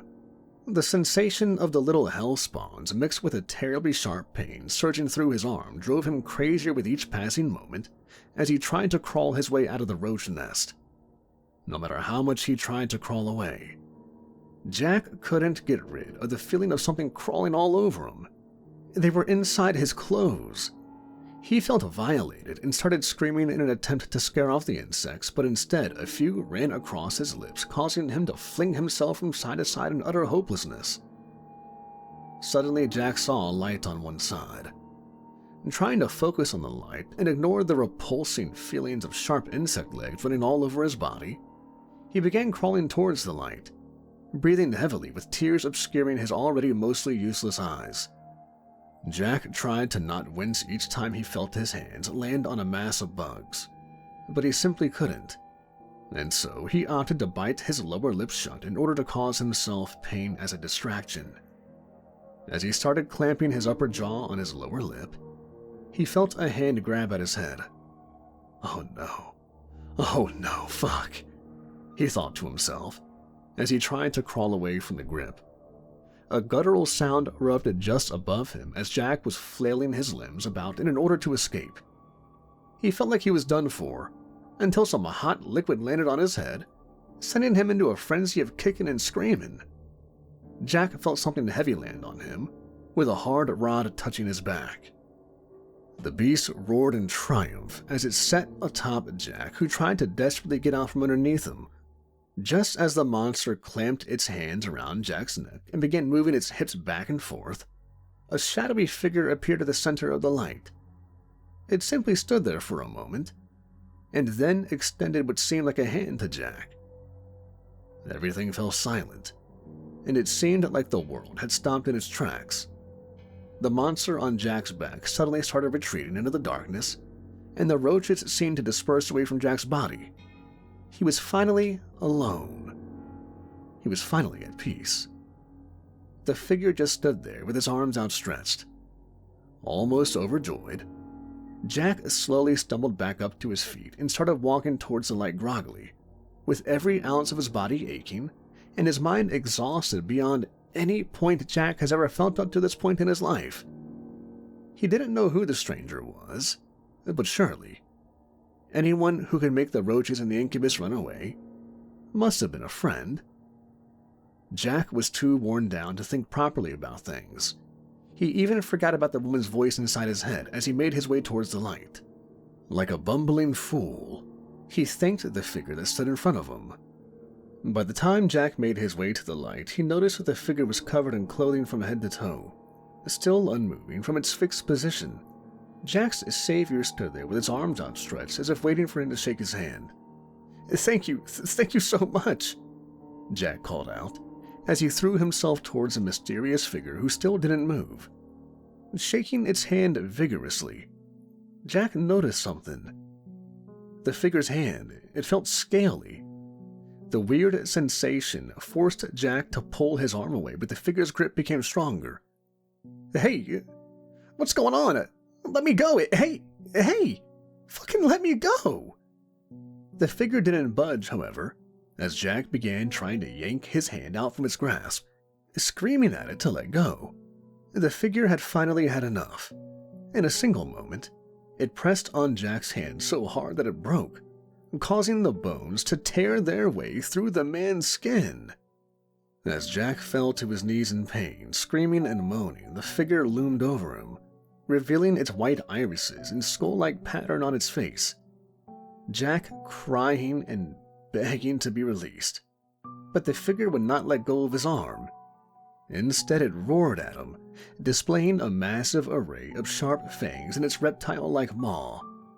The beast then grabbed the broken husk of a man by the collar and dragged him closer to its face. F-E-A-R.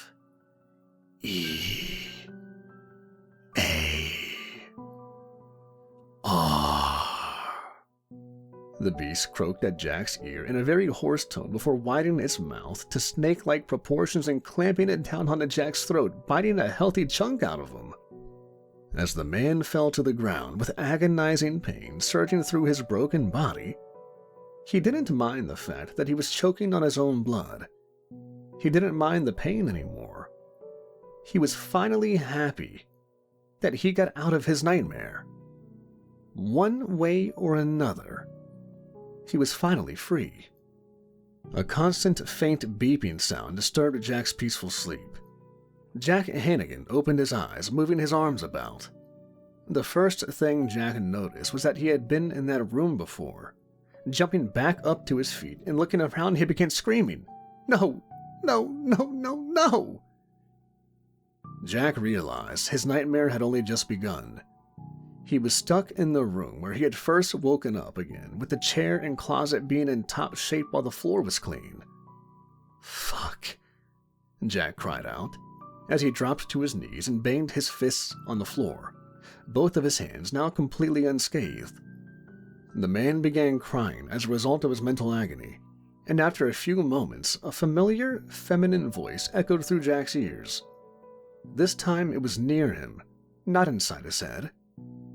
He turned around to see a young woman. She was in her mid-20s with waist-length light brown hair, aloof chestnut eyes, and an almost unnatural smile on her face. "Hiya, Jack," the woman waved at him as he stared in shock, tears dripping down his cheeks. How is this possible? He whispered helplessly. Well, Jack, to tell you the truth, her voice deepened to a demonic tone, we are in your head. The sound of her voice hurt Jack's ears, causing him to grab at them in order to block out the sound.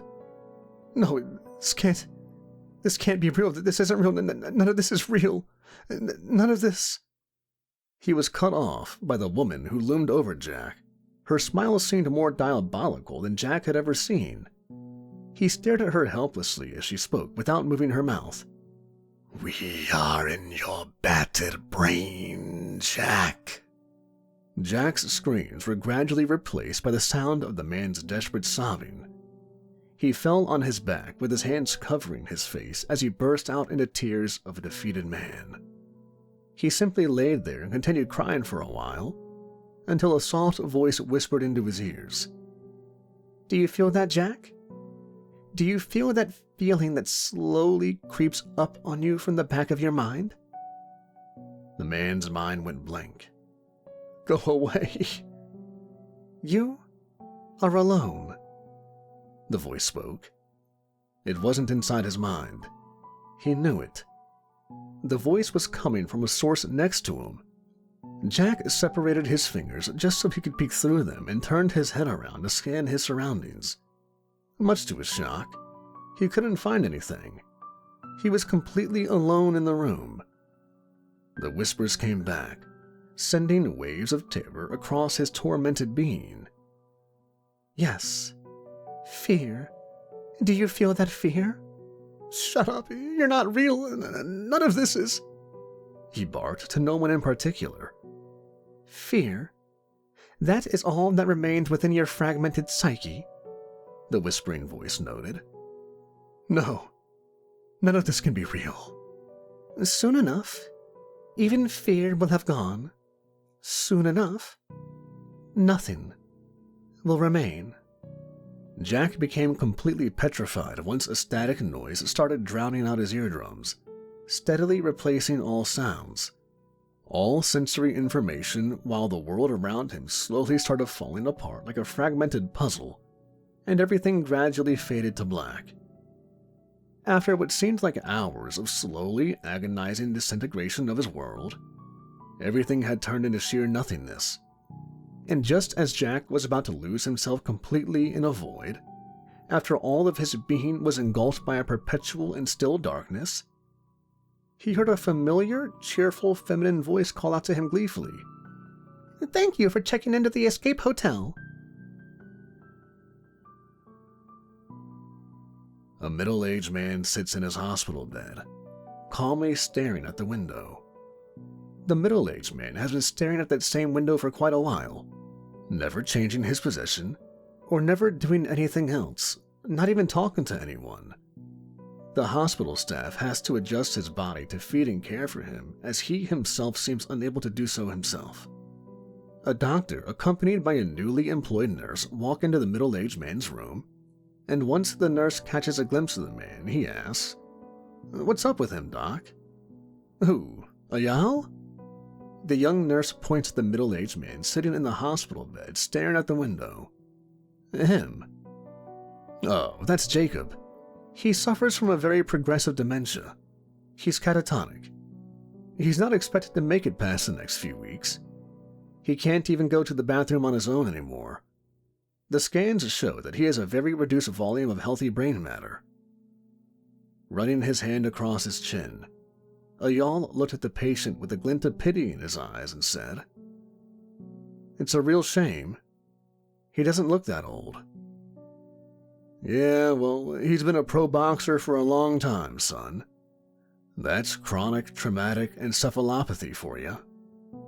I wonder what he's thinking about right now," remarks the young nurse in response as they simply keep on making their way around the room, as part of their routine check on their patients.